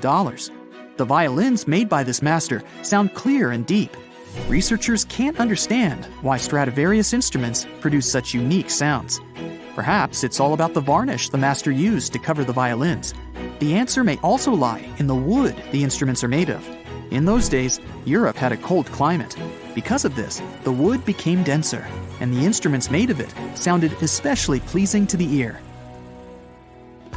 In the Indian city of Delhi, there's a 23-foot-high pole. It weighs 6.5 tons and is made of 98% wrought iron. The 1,600-year-old pillar has no signs of rust or decay. Scientists believe that the monument is so well preserved thanks to the dry weather and the chemical composition of the metal. It might be resistant to corrosion. And still, researchers don't know how the blacksmiths managed to make an iron pillar that's not afraid of rust. It seems like a tough feat, even for modern metallurgists. The Al-Nasla rock is divided into two parts by a perfectly straight slit. Each boulder stands on a small pedestal. Some people believe this is the evidence of ancient laser technology. But geologists think the split happened due to the ground shifting or natural vibrations that occurred under the rock. This process led to the appearance of the crack.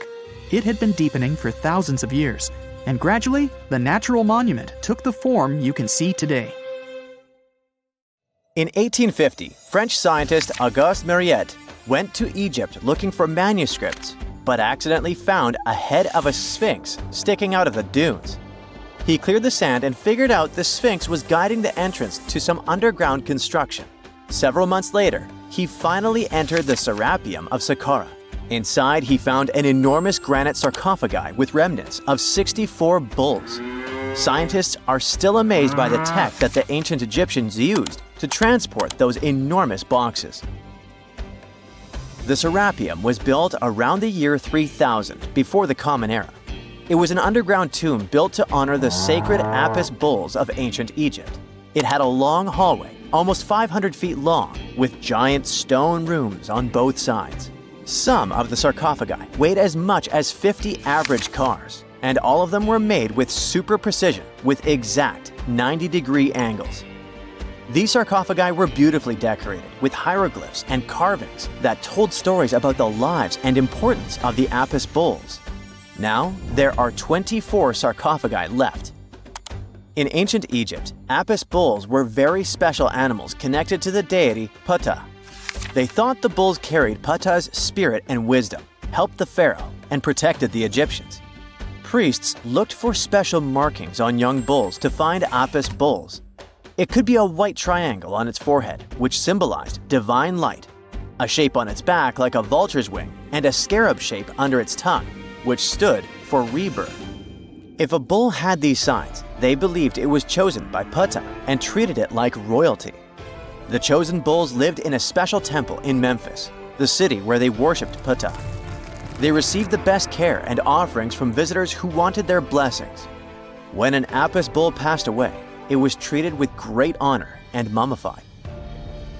When Mariette entered the Serapeum, he noticed traces of rollers on the gallery's floor and found 2 wooden horizontal winches.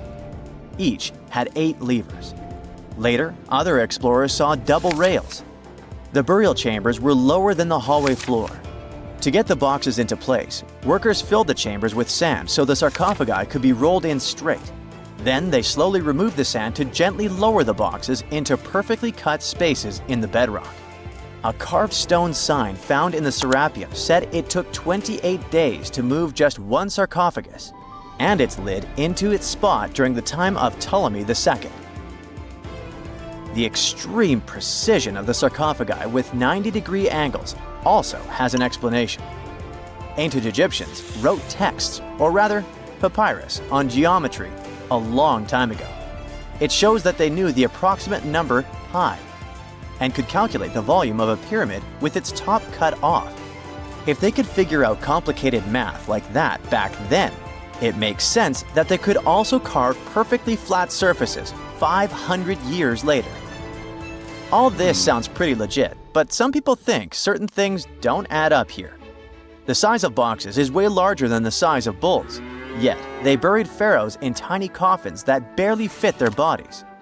The sarcophagi are made out of granite with crazy precision, and they could have just used limestone, which would have made things way easier. The transportation of the boxes seems pretty simple, but only in theory. If one person could pull about 440 pounds, then at least 250 people would be needed to pull just one box. The tunnels in the Serapeum are really narrow, only about 2 feet wider than the boxes themselves. There's no way hundreds of people could have squeezed into those tight spaces to pull the boxes. And even if they did, how would they turn the box in the cramped corridor, lower it into its niche, and place it perfectly in the middle? Somehow, they did this 24 times, and every box is centered perfectly. Plus, the chambers were dusty, and there were no signs of soot from lamps. This means they must have worked in almost complete darkness. The real use of the boxes could also be different. A long time ago, even before the Egyptian pharaohs ruled, the local people already knew how to use fermentation. It happens when tiny organisms called yeast eat certain ingredients like starch and turn them into gas and ethanol.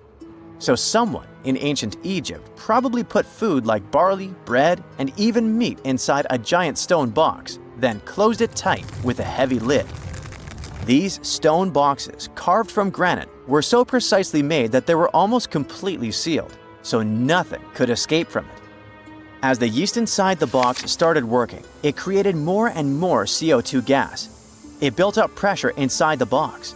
The granite boxes were incredibly strong. They could handle more pressure than a car tire can hold. When granite was squeezed under such pressure, its crystals produced a tiny electric charge. This effect was possible because granite contains quartz, a material that reacts to pressure this way. The process also needed meat or animal parts, possibly to help the yeast grow better. Meat contains something called oleic acid, which yeast needs to keep growing and to survive the bad effects of the ethanol it produces.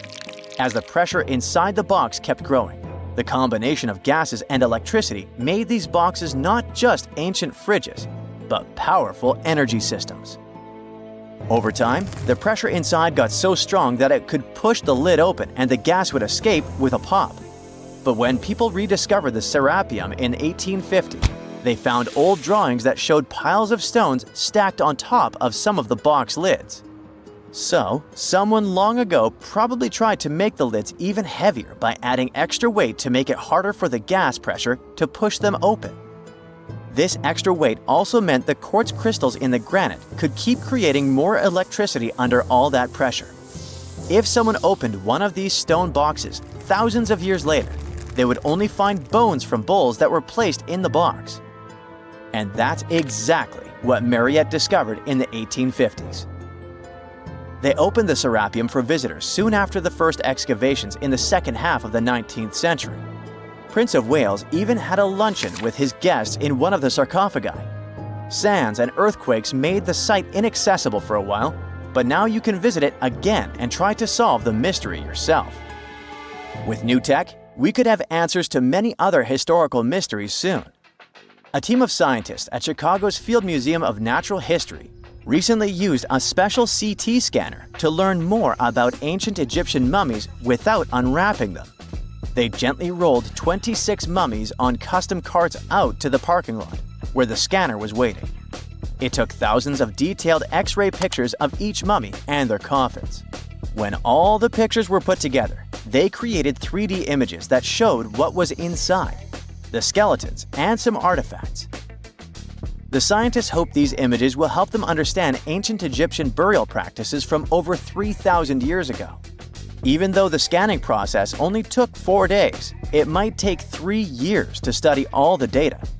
But scientists were able to learn some personal details about the mummies. One of the most popular mummified individuals at the museum, Lady Chineta, was a woman who lived in ancient Egypt about 3,000 years ago. It looks like she passed away in her late 30s or early 40s. To make sure her body looked complete for the afterlife, embalmers put stuffing in her neck to keep it from collapsing. They also placed artificial eyes in her sockets, so she would have eyes in the next world. She was wrapped in fancy linen and placed in a beautifully decorated coffin. The scans revealed that it had been carefully crafted with a slit at the back, which embalmers used to fit the body. There were also some artistic details on the surface, like markings for her knees.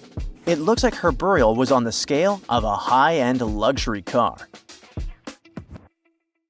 Tunnels, metro, underground systems, and even secret passageways to the houses of the rich and famous. Why else do we need tunnels, you may wonder? To hide. Many cities have underground tunnels and even underground doppelgangers. Now let's make it clear. Those passages are normally not connected, contrary to the popular rumor claiming that it was possible to get from Scotland to Turkey using underground passageways built around 5,000 years ago. I mean, it sounds insane even today. Imagine building it back in the day. These tunnels have an official name, the Erdstall Tunnels, and they were most likely built in the Middle Ages. However, we still don't have the exact information about the date. The highest concentration of those tunnels are in Bavaria, Germany, but there are many of them in Great Britain and France too. Erdstall tunnels, a unique type of earthen passage found globally, are characterized by their narrow, oval-shaped corridors and tight choke points, known as schlups, or slip-outs. Despite speculation, their purpose remains a mystery.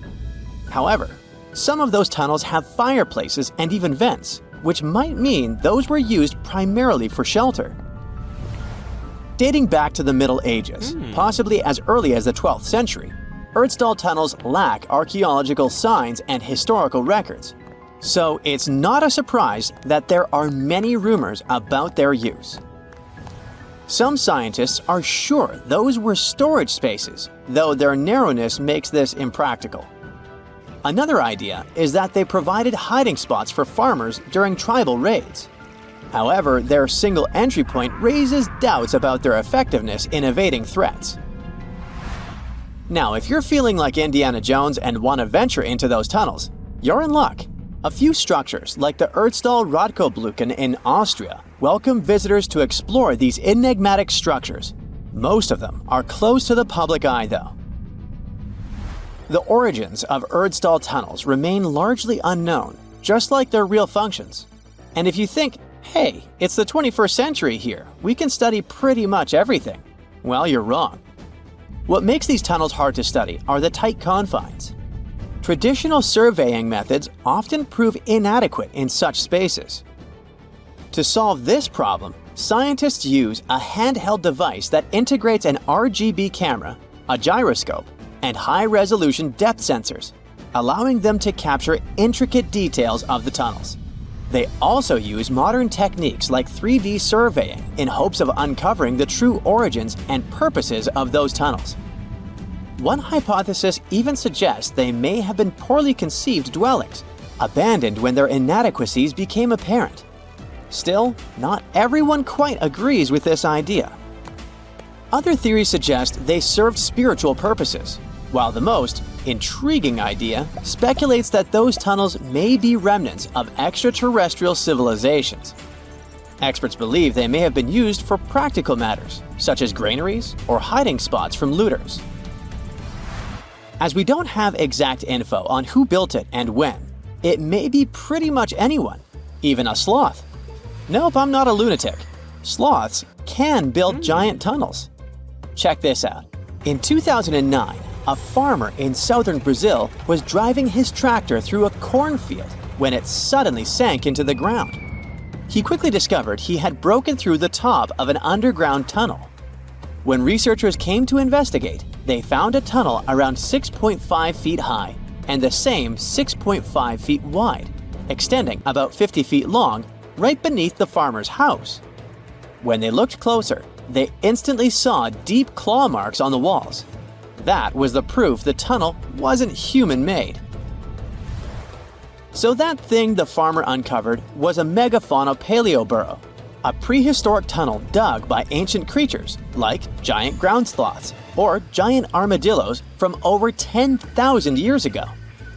I know, it's hard to imagine those beasts, but let me help you. Take a hamster. Now, increase it to the size of an elephant. Don't forget, this 13-foot tall hamster could also walk on two legs. During their time, around 15 million to 10,000 years ago, many species of sloths and giant armadillos roamed the Americas, some even digging similar tunnels. Today, many of these tunnels are filled with sediment, though some remain clear, similar to the one the farmer discovered. This 2009 find sparked significant interest, leading to the discovery of over 1,500 paleoburrows across southern Brazil, making it the era with the highest concentration of such sites worldwide. But no one knows exactly why there are so many of them in southern Brazil. While some paleoburrows exist throughout South America, none have been found in North America, which is weird since those huge sloths roamed the entire continent. The exact purpose of these large tunnels remains a mystery, but scientists believe they may have served as nursing spaces, temperature regulation, or hibernation areas. Tunnels likely developed over centuries as successive generations of sloths and armadillos expanded them. Now, let's take a look at fugus. No, not the Japanese fatal delicacy, and no, not a town in New Guinea. To see them, we gotta travel to the UK. So fugus are underground structures too, but they don't look exactly like tunnels. They are dry stone structures. They look as if a cave had been decorated with stones from the inside. There are only around 15 of them found so far, and most of them are located in Cornwall. According to the estimates, those tunnels were built about 2,400 years ago, and they're still in pristine condition, which is truly fascinating. I mean, back in the day, people had no cool machinery whatsoever, yet their structures still last. And if you dare to buy an apartment today, well, chances are you won't be too happy about the quality. Going back to our fugus, there's nothing extraordinary about their supposed purpose. They could be used for spiritual purposes, as a place to hide, or a food storage. The latest application, though, is a bit weird. I guess it's not a secret for anyone that England is famous for its excessive humidity. And if you want to store your food properly, you gotta avoid the humidity at all costs. Otherwise, say welcome to mold and fungi. But ancient people weren't dull-witted at all, or they wouldn't have survived, and you and I wouldn't be around now. So they might have adapted those fugus to store just some products, those that already had natural molds in them, assisting in the preservation of perishable food, like milk, butter, and cheese. But hey, those are just speculations. The true reason why they were built remains unknown. What makes fugus unique is that they are intentionally built tunnels, not just excavated mines like those in Wales. They were crafted by digging deep trenches, lining them with stone slabs, covering them with capstones, and then filling over them, all of which took significant time and effort. Still, no matter how hard those were to construct, cities around the globe are often built over intricate tunnel systems, each unique to its location. For instance, Paris is famous for its extensive underground quarries, which were abandoned years ago, but still pose a risk of collapse in certain areas above. London boasts one of the largest tunnel networks in the world, including many that were specifically created for military purposes. In New York City, there are rumors of secret tunnels, while Los Angeles has old tunnels from the Prohibition era used for speakeasies. Many other cities also have their share of enigmatic tunnels, and surprisingly, Florida is no exception. It happened in the year 2011 in Ybor City. Near a former post office, flooding uncovered something weird, a section of an unknown structure.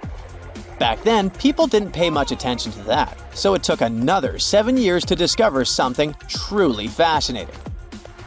This historic neighborhood was founded in the 1880s, but it remained unknown until 2018 that it also has a hidden tunnel network.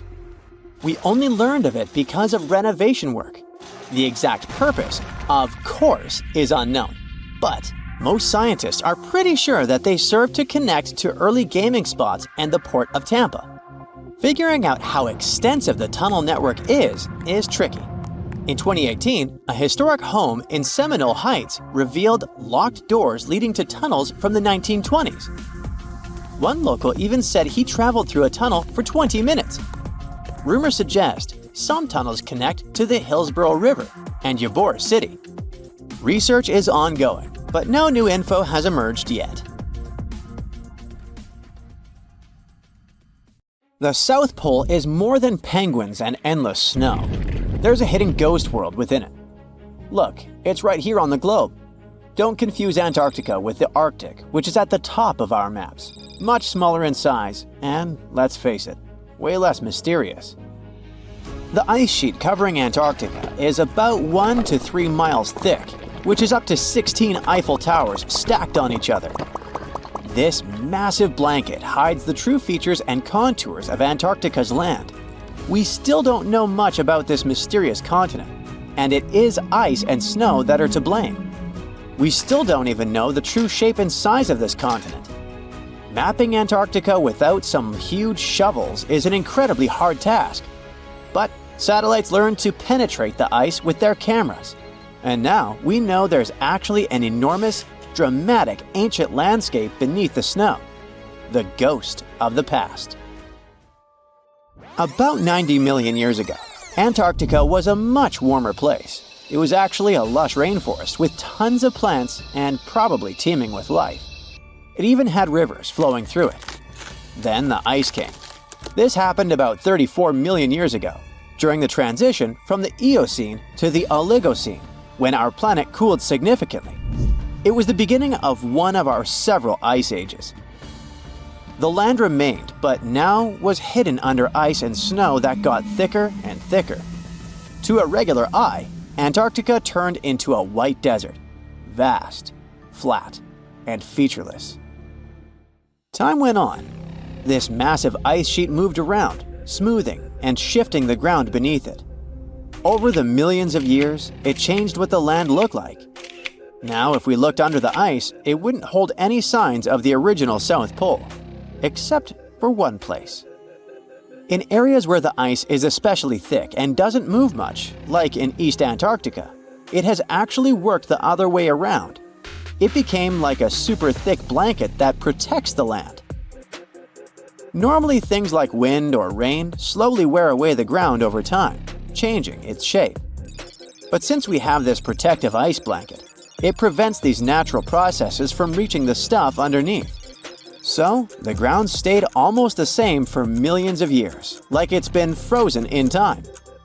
This special area near the Aurora and Schmidt subglacial basins has become the ghost of Antarctica's landscape. This place was barely touched even since it was first covered in snow 34 million years ago.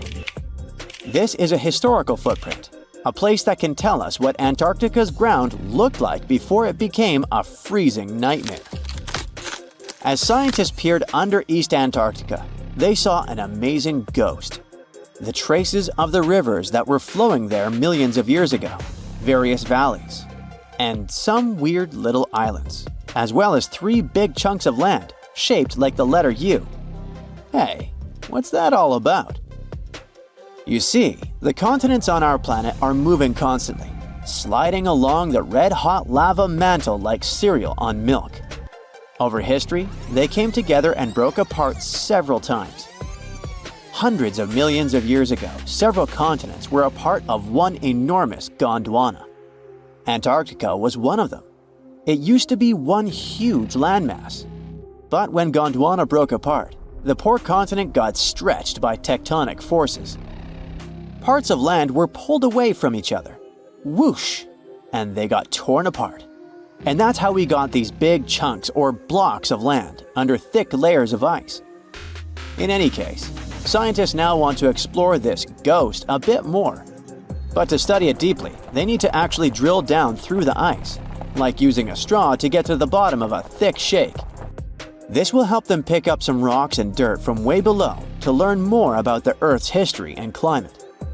Antarctica is the 5th largest continent in the world, approximately bigger than the entirety of Europe or Australia, competing with the entire South America in size. Aside from East Antarctica, we discussed there are several more regions: Antarctica Peninsula, South Pole, West Antarctica, and the Ross Sea. The continent is basically a frozen sandbox, and all its hidden, mysterious landscape is actually less explored than Mars's terrain. We only know for sure that without ice, it wouldn't just be flat and empty, but an entire world full of big mountains, huge canyons, and even fiery volcanoes. Some of these volcanoes are so huge that they peak above the layers of snow. In West Antarctica alone, there are at least 138 volcanoes, though only about 8 or 9 are active today. One of the craziest ones is Mount Erebus, the southernmost volcano and the tallest one on the continent, about 12,500 feet high. And deep beneath the ice sheet, this guy hosts incredible, beautiful subvolcanic caves. The temperatures there are warm enough for t-shirts.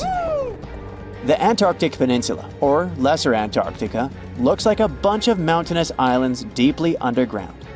It has newer volcanic rocks that are part of the Pacific Ring of Fire, which is like a giant circle of volcanoes and earthquake zones around the Pacific Ocean. The Greater Antarctica is a huge part, almost as big as Australia. It consists of East Antarctica and the South Pole. Beneath the ice, it's a place of rocks that have been around for a very, very long time, including the special zone we mentioned. You probably know that Antarctica is nearly devoid of humans. No wonder, with a mean temperature of about minus 46 degrees Fahrenheit. But even though this place is horrifyingly cold and deserted, life still clings on. You guessed it, in the underworld. In 2017, scientists found DNA traces of algae, moss, and even possibly unknown small animals in the deep caves. That means that even in such crazy conditions, there are still unique ecosystems thriving in little isolated warm pockets beneath the snow. There was another incredible find beneath Antarctica's Ross Ice Shelf, a lively ecosystem vibing within an underground river. Scientists have long suspected that Antarctica's underworld should have some freshwater lakes and rivers. One day, a satellite spotted a groove there. They decided to explore it and used a hot water drill to melt their way through the ice. As they reached the underworld, they dropped a camera into one of those hidden fresh rivers. And at first, they thought they'd find just some rocks or something. But instead, they stumbled upon hundreds of amphipods, tiny shrimp-like creatures. Little ones instantly swarmed around the lens. Shrimps blocked the camera and scientists couldn't check out what they wanted to. Pretty funny, but at least that means that there really is an important ecosystem deep within Antarctica. Now, they're gonna explore it. And all this is just the beginning of the mysterious underworld. Antarctica's snow also hides the deepest canyon on Earth under the Denman Glacier. Well, Mariana Trench is still the deepest point on Earth, but it's a part of the oceanic crust, geologically speaking. Also, in 1958, explorers found a huge mountain range under the ice, as big and tall as the famous Alps Mountains. The range stretched for about 745 miles with peaks as high as 1.7 miles. And all this magnificence is buried under tons of ice. Who knows what else we might find there? Antarctica holds about 60% of our entire planet's freshwater, which means it would be pretty bad if it melted. For example, there's this Doomsday Glacier, officially known as Thwaites Glacier. It's a huge ice formation, about the size of Florida, and it's melting right now. Every year, the sea levels rise by 4% because of it. If this guy melts away completely, the sea levels all around the world will increase by 2 feet, which might not sound like a lot, but it would be catastrophic for coastal areas. Luckily, researchers have found that even if its ice shelf were to collapse in the next 50 years, the glacier itself wouldn't retreat as quickly as they feared. It's still losing ice rapidly, but it would be quite a slow process. We know that the ancient Egyptians were talented enough to build something as grand as the pyramids, but were they also smart enough to measure the speed of light? There's a theory circulating online that says exactly that. If you look at these two numbers, you'll see that they match completely. The first one is the speed of light in a vacuum measured in meters, and the second one is the latitude of the Great Pyramid of Giza. So, was it done on purpose, or is it just a coincidence?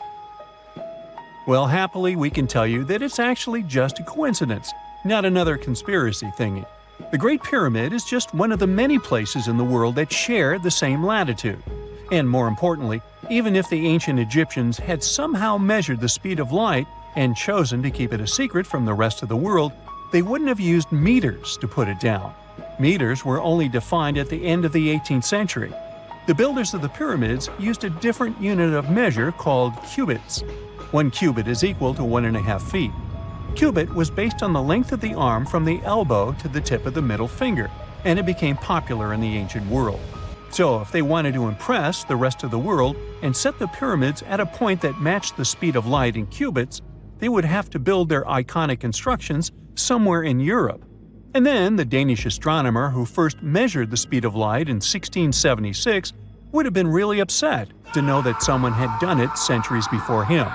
So although they were ahead of their time in many aspects, the ancient Egyptians never measured the speed of light or used longitude and latitude to map their locations. The base of the Great Pyramid of Giza might seem like a perfect square, but it's actually an 8-sided structure, not 4-sided. Each of its 4 sides has a subtle concave indentation that splits it evenly from base to tip. The official version is that a British pilot was the first to notice it in 1940 while flying over the pyramid. He took a photograph that showed shadows highlighting these indentations. Some people think these lines are only visible from above and can best be seen at dawn and dusk during the spring and autumn equinoxes. This has led to a freaky theory that the ancient Egyptians might have designed the pyramids to communicate with something looking at them from above. Now, the Great Pyramid is one of only 3 pyramids that used to have a swivel door. It weighed around 20 tons, but they could still easily open it from the inside. Its precise fit made it nearly invisible from the outside, with no visible latch or handle. There were only slight variations in the exterior stone that gave out an opening. The other 2 pyramids with similar doors belonged to Khufu's father and grandfather. The Great Pyramid also has a hidden void at least 100 feet long that was only found in 2017. We still don't know what lies within the space, what purpose it served, or if it is the only space of its kind. Researchers used the same tech to see through cathedral walls, Mayan pyramids, and even volcanoes. It depends on a natural shower of subatomic particles called muons. They pass more easily through empty space than through solid materials. So if they arrange multiple muon detectors around a structure, scientists can map out its solid and empty areas. A team of scientists placed muon detectors inside the Great Pyramid and allowed them to gather data for months. Scientists have analyzed samples of the mortar used to build the pyramids many times. Although we know its composition, modern technology still can't replicate it. The mortar is mostly made from processed gypsum, but it wasn't used like the cement we use for bricks today. Instead, they used it to support the joints between the massive stones as they were set in place. The estimated amount they needed to construct the Great Pyramid was around 500,000 tons of mortar.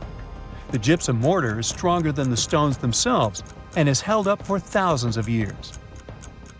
Now, all 4 sides of the Great Pyramid are aligned with the cardinal points – north, south, east, and west. According to geologist and engineer Glenn Dash, the alignment is accurate to within 4 minutes of arc, or 1/15th of a degree. The architects managed to achieve this without modern tools like drones, blueprints, or computers. Many researchers try to explain this construction miracle. Maybe they used the pole star or the sun's shadow. Dash recently proposed a new, simpler idea. The Egyptians might have used the autumnal equinox to align the pyramids. It happens twice a year when the Earth's equator passes through the center of the sun's disk, making day and night nearly equal in length. To test his theory, Dash conducted an experiment on the 22nd of September 2016, the first day of the fall equinox. He used a special rod the Egyptians had to cast a shadow and tracked its tip at regular intervals, forming a smooth curve. By connecting 2 points of the curve with a taut string, he created an almost perfect east-west line. Dash noted that on the equinox, the shadow's tip runs in a straight line, nearly perfectly east-west, and with a slight counterclockwise error. There's a similar error in the pyramids. Although his experiment was conducted in Connecticut, Dash believes that the same method would work in Egypt. All the ancient Egyptians needed was a clear, sunny day. They could determine the fall equinox by counting 91 days from the summer solstice. But they left us few clues, and no engineering documents or architectural plans have been found that explain their methods. So they might have mapped shadows, but it's not definite. Now, scientists have long wondered how heavy stone blocks were carried to the pyramid sites, and they might finally have an answer. A research team from the University of North Carolina, Wilmington, has discovered that 31 pyramids are likely to have been built along a long-lost ancient branch of the River Nile. It's now hidden under desert and farmland. For many years, archaeologists have thought that ancient Egyptians must have used a nearby waterway to transport materials, equipment, people, and whatever else they needed to build the pyramids on the river. But up until now, they weren't certain of the location, shape, size, or proximity of this waterway to the site of the pyramids. The group of researchers used radar satellite imagery, historical maps, geophysical surveys, and sediment coring to map the river branch. They believe it was buried by a major drought and sandstorms thousands of years ago. The team managed to go below the sand surface and get images of some hidden features thanks to radar technology. They found hidden rivers and ancient structures running at the foothills of where most of the ancient Egyptian pyramids lie. The discovery of this extinct river branch helps explain the high pyramid density between Giza and Lisht, in what is now an inhospitable area of the Sahara Desert. Now, Egypt isn't the only country with the most pyramids in the world. The champion's title here goes to its southern neighbor, Sudan. It has between 200 and 255 pyramids, compared to Egypt's measly 138. They were built by members of the Kingdom of Kush, an ancient civilization that ruled the lands along the Nile River many years ago. They started erecting pyramids around 500 years after the Egyptians had stopped doing it. Their pyramids are much smaller than the Egyptian ones, but were built for the same purposes.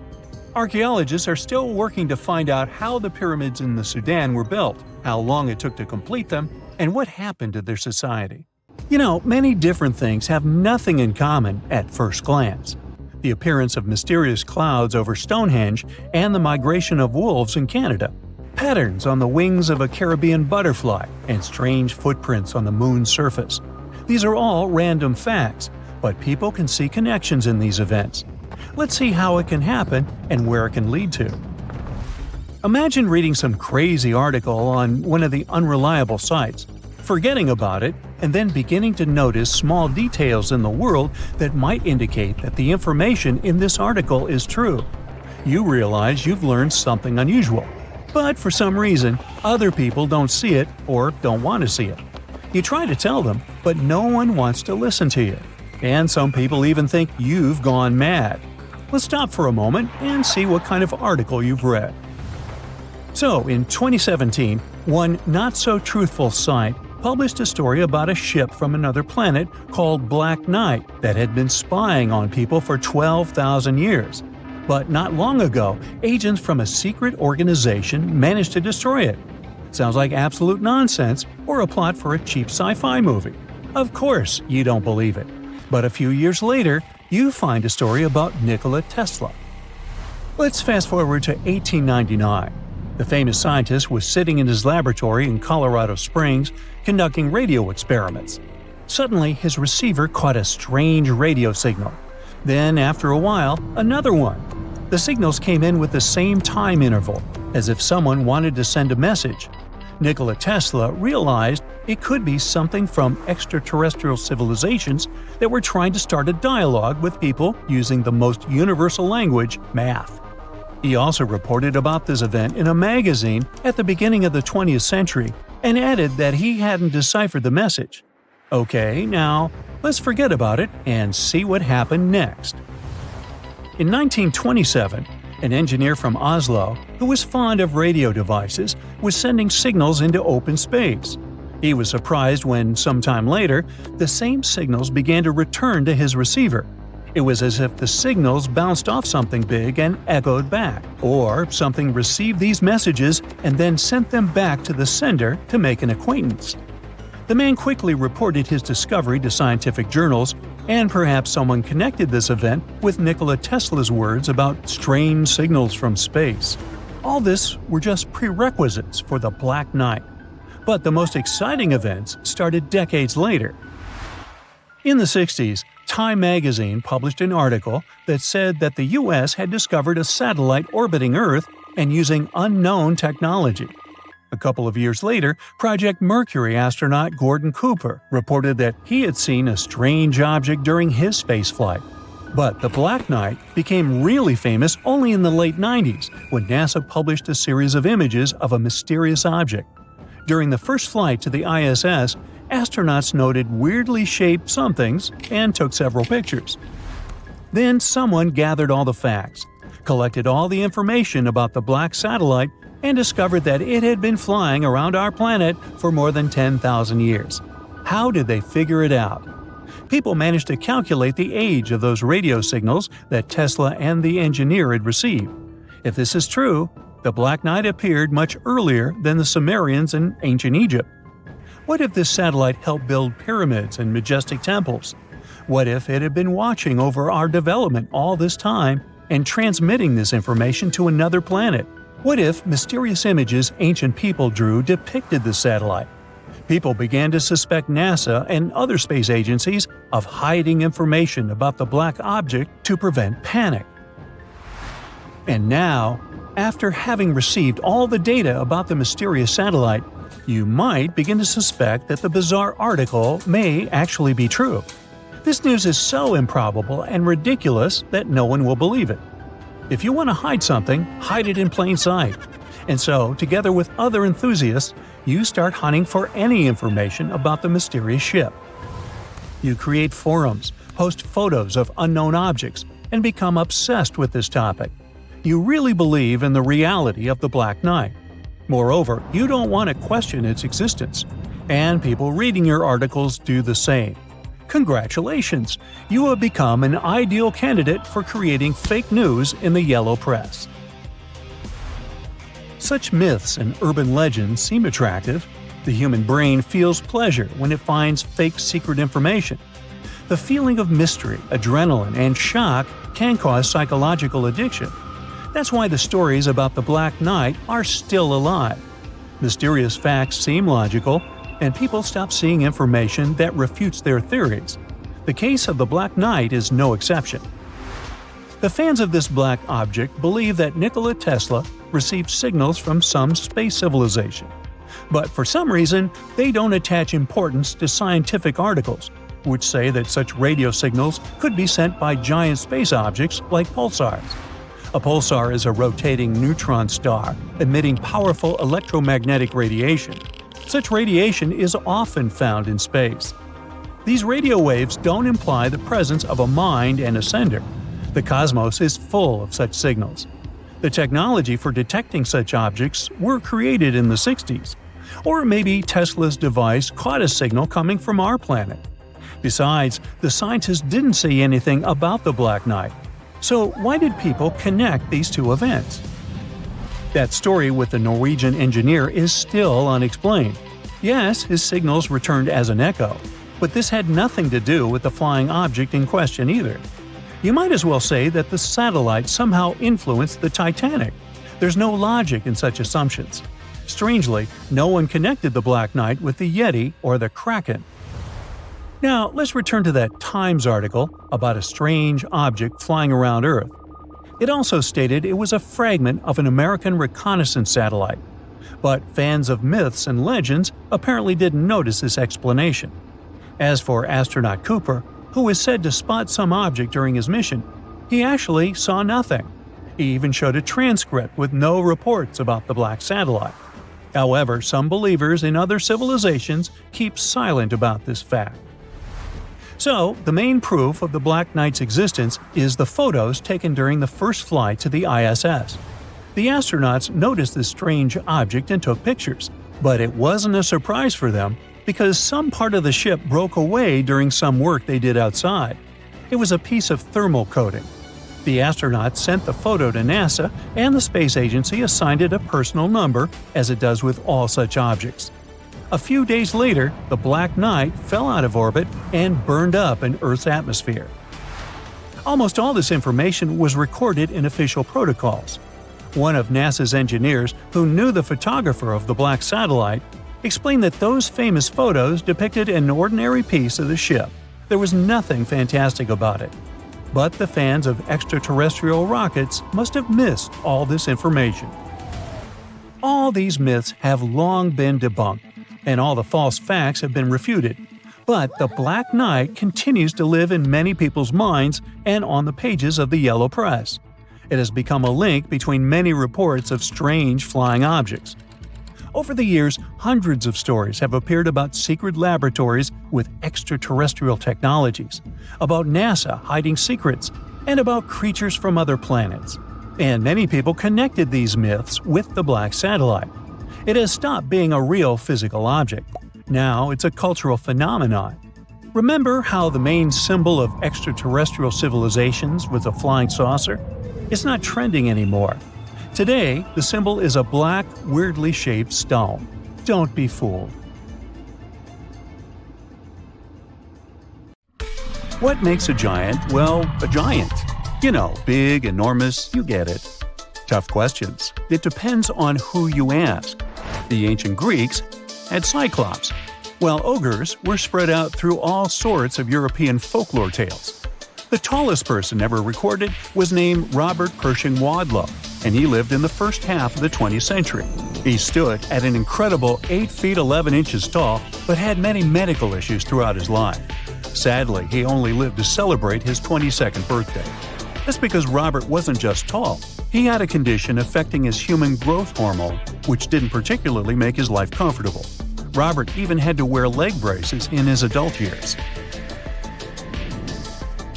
During that same time, incredible discoveries were reported in North America. Some people claim to have uncovered weird-looking skeletons, much larger than previously associated with human beings. It immediately raised the question, did giants really used to roam our planet? Our story begins with the idea of a mound builder race. Some scientists back in the day claimed that these massive earthworks in places like the Mississippi Valley, called the Grave Creek Mound or the Great Serpent Mound, were built by some sort of prehistoric type of human, much larger and stronger than us Homo sapiens are today. From around 1812 to the 1860s, almost everyone in America writing about history was covering this mound-building race. However, not everyone agreed with the theory. There was this naturalist named Benjamin Smith Barton, for example, who warned about jumping to conclusions about giants. He believed that just because people discovered some big bones, they shouldn't immediately think of giants. But people didn't listen. Really? They simply wanted to believe about huge human-like creatures, despite not having any real scientific evidence. Newspapers were filled with these giant stories. They described finding giant skeletons, even featuring weird body parts. Con artists took advantage of the whole frenzy, with some putting together skeletons out of wood and rawhide and touring them as proof of the long-lost race of giants. Eventually, in the 1930s, an anthropologist from the Smithsonian took it upon himself to debunk the whole mystery. And his conclusions were straightforward.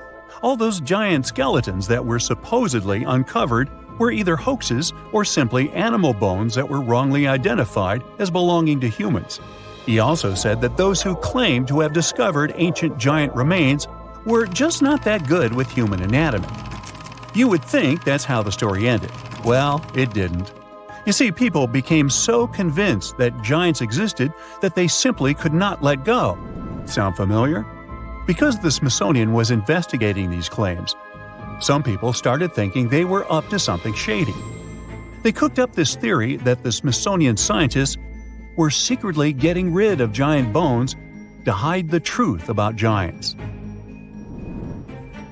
This whole story survived through the years and made it all the way to 2014.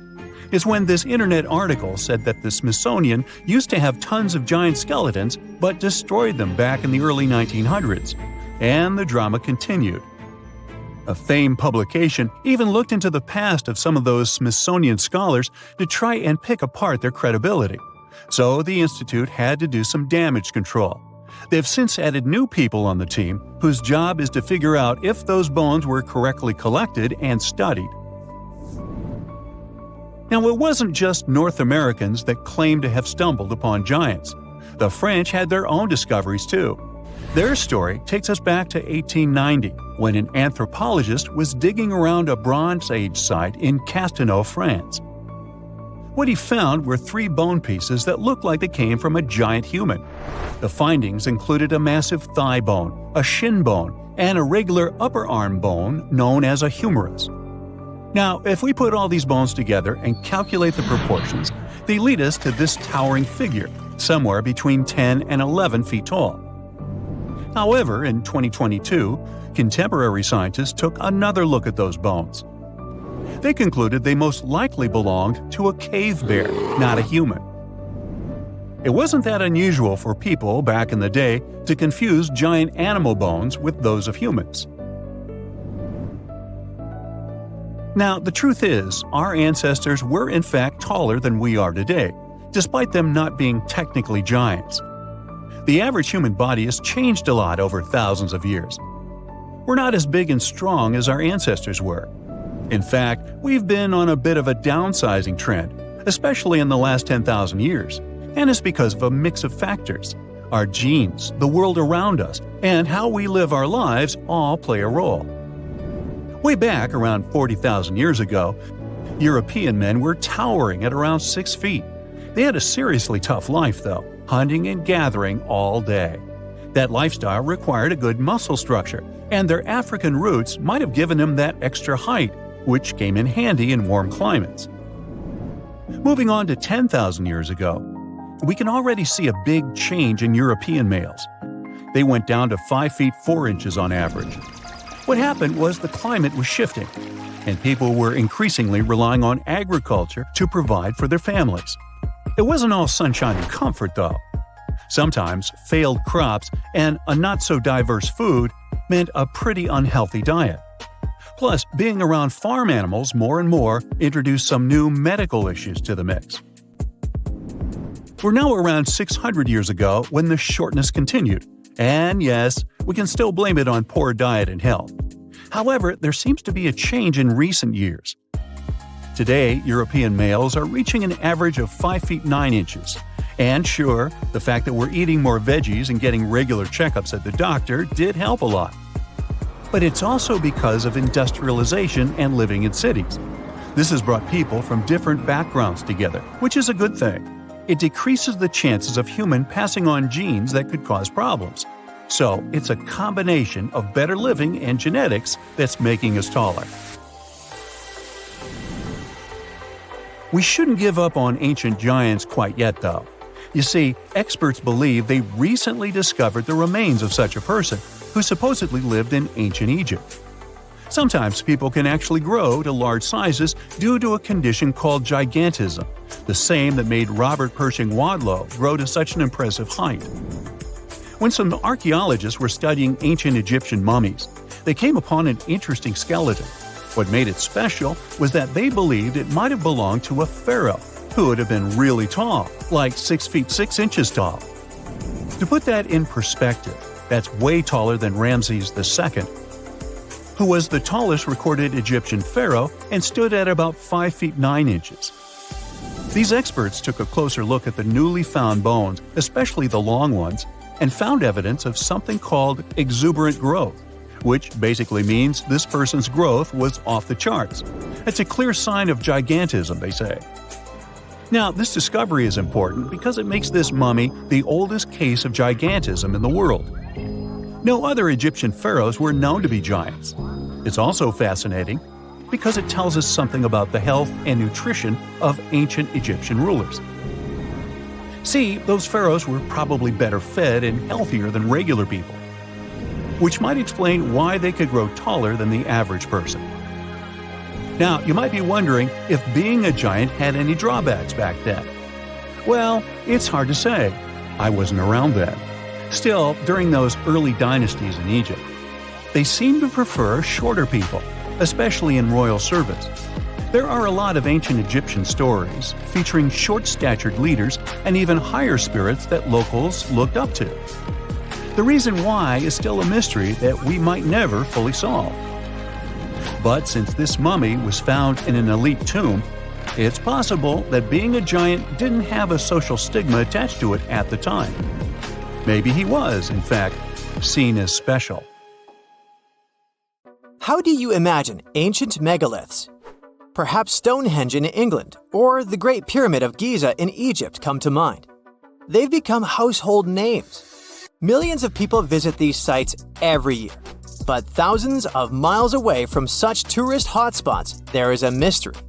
Ruins of a city that is several hundred years old. And it doesn't sit in a desert or on a grassy plain. Its former inhabitants constructed it on a coral reef in the middle of the Pacific. The tiny island nation of Micronesia lies between Hawaii and the Philippines. The country is composed of 600 islands and islets. Because of its remote location, very few people visit Micronesia. The little tourists they have mostly come to go scuba diving in its azure waters. They often miss the opportunity to visit the only ancient city that stands on a coral reef, Nan Madol. Its home island is slightly smaller in size than New York City. Its ruins are made of heavy stone columns. There are walls and platforms, but one thing is missing: art. There are no ancient carvings to help archaeologists determine how ancient islanders constructed the site. Still, an international team of researchers was able to date Nan Madol. They presume that the history of the city goes back to the very end of the 12th century. For reference, these were the High Middle Ages in Europe, right around the time Richard I became the first king of England. In the Caroline archipelago where the island sits, this was the time when a powerful dynasty reigned over the island nation.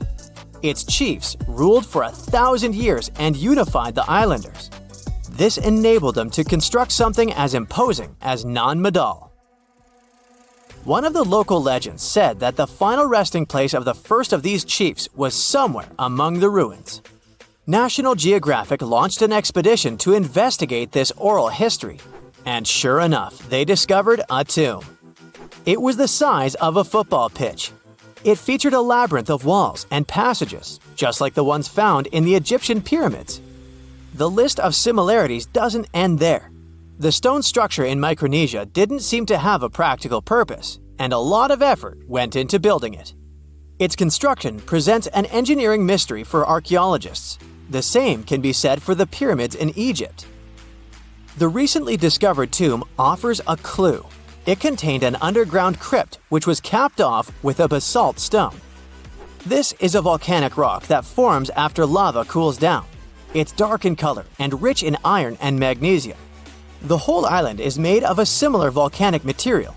It used to be part of an ancient volcano that eroded over time. Basalt boulders can be found all over the archipelago. They're in the shape of long hexagonal columns.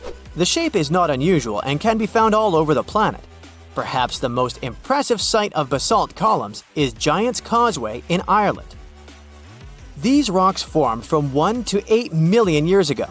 The locals probably sourced them from several quarries on the island. This is where the mystery begins. They each weigh several tons, so it's unclear how the natives transported them to the site. They had to navigate the entire width of the island and a lagoon covered with mangroves. These are dense shrubs and trees that grow near the coastline. And the size of the site is impressive. It spans close to 190 acres of a shallow coral reef. That's 4 times the surface size of Grand Central Station.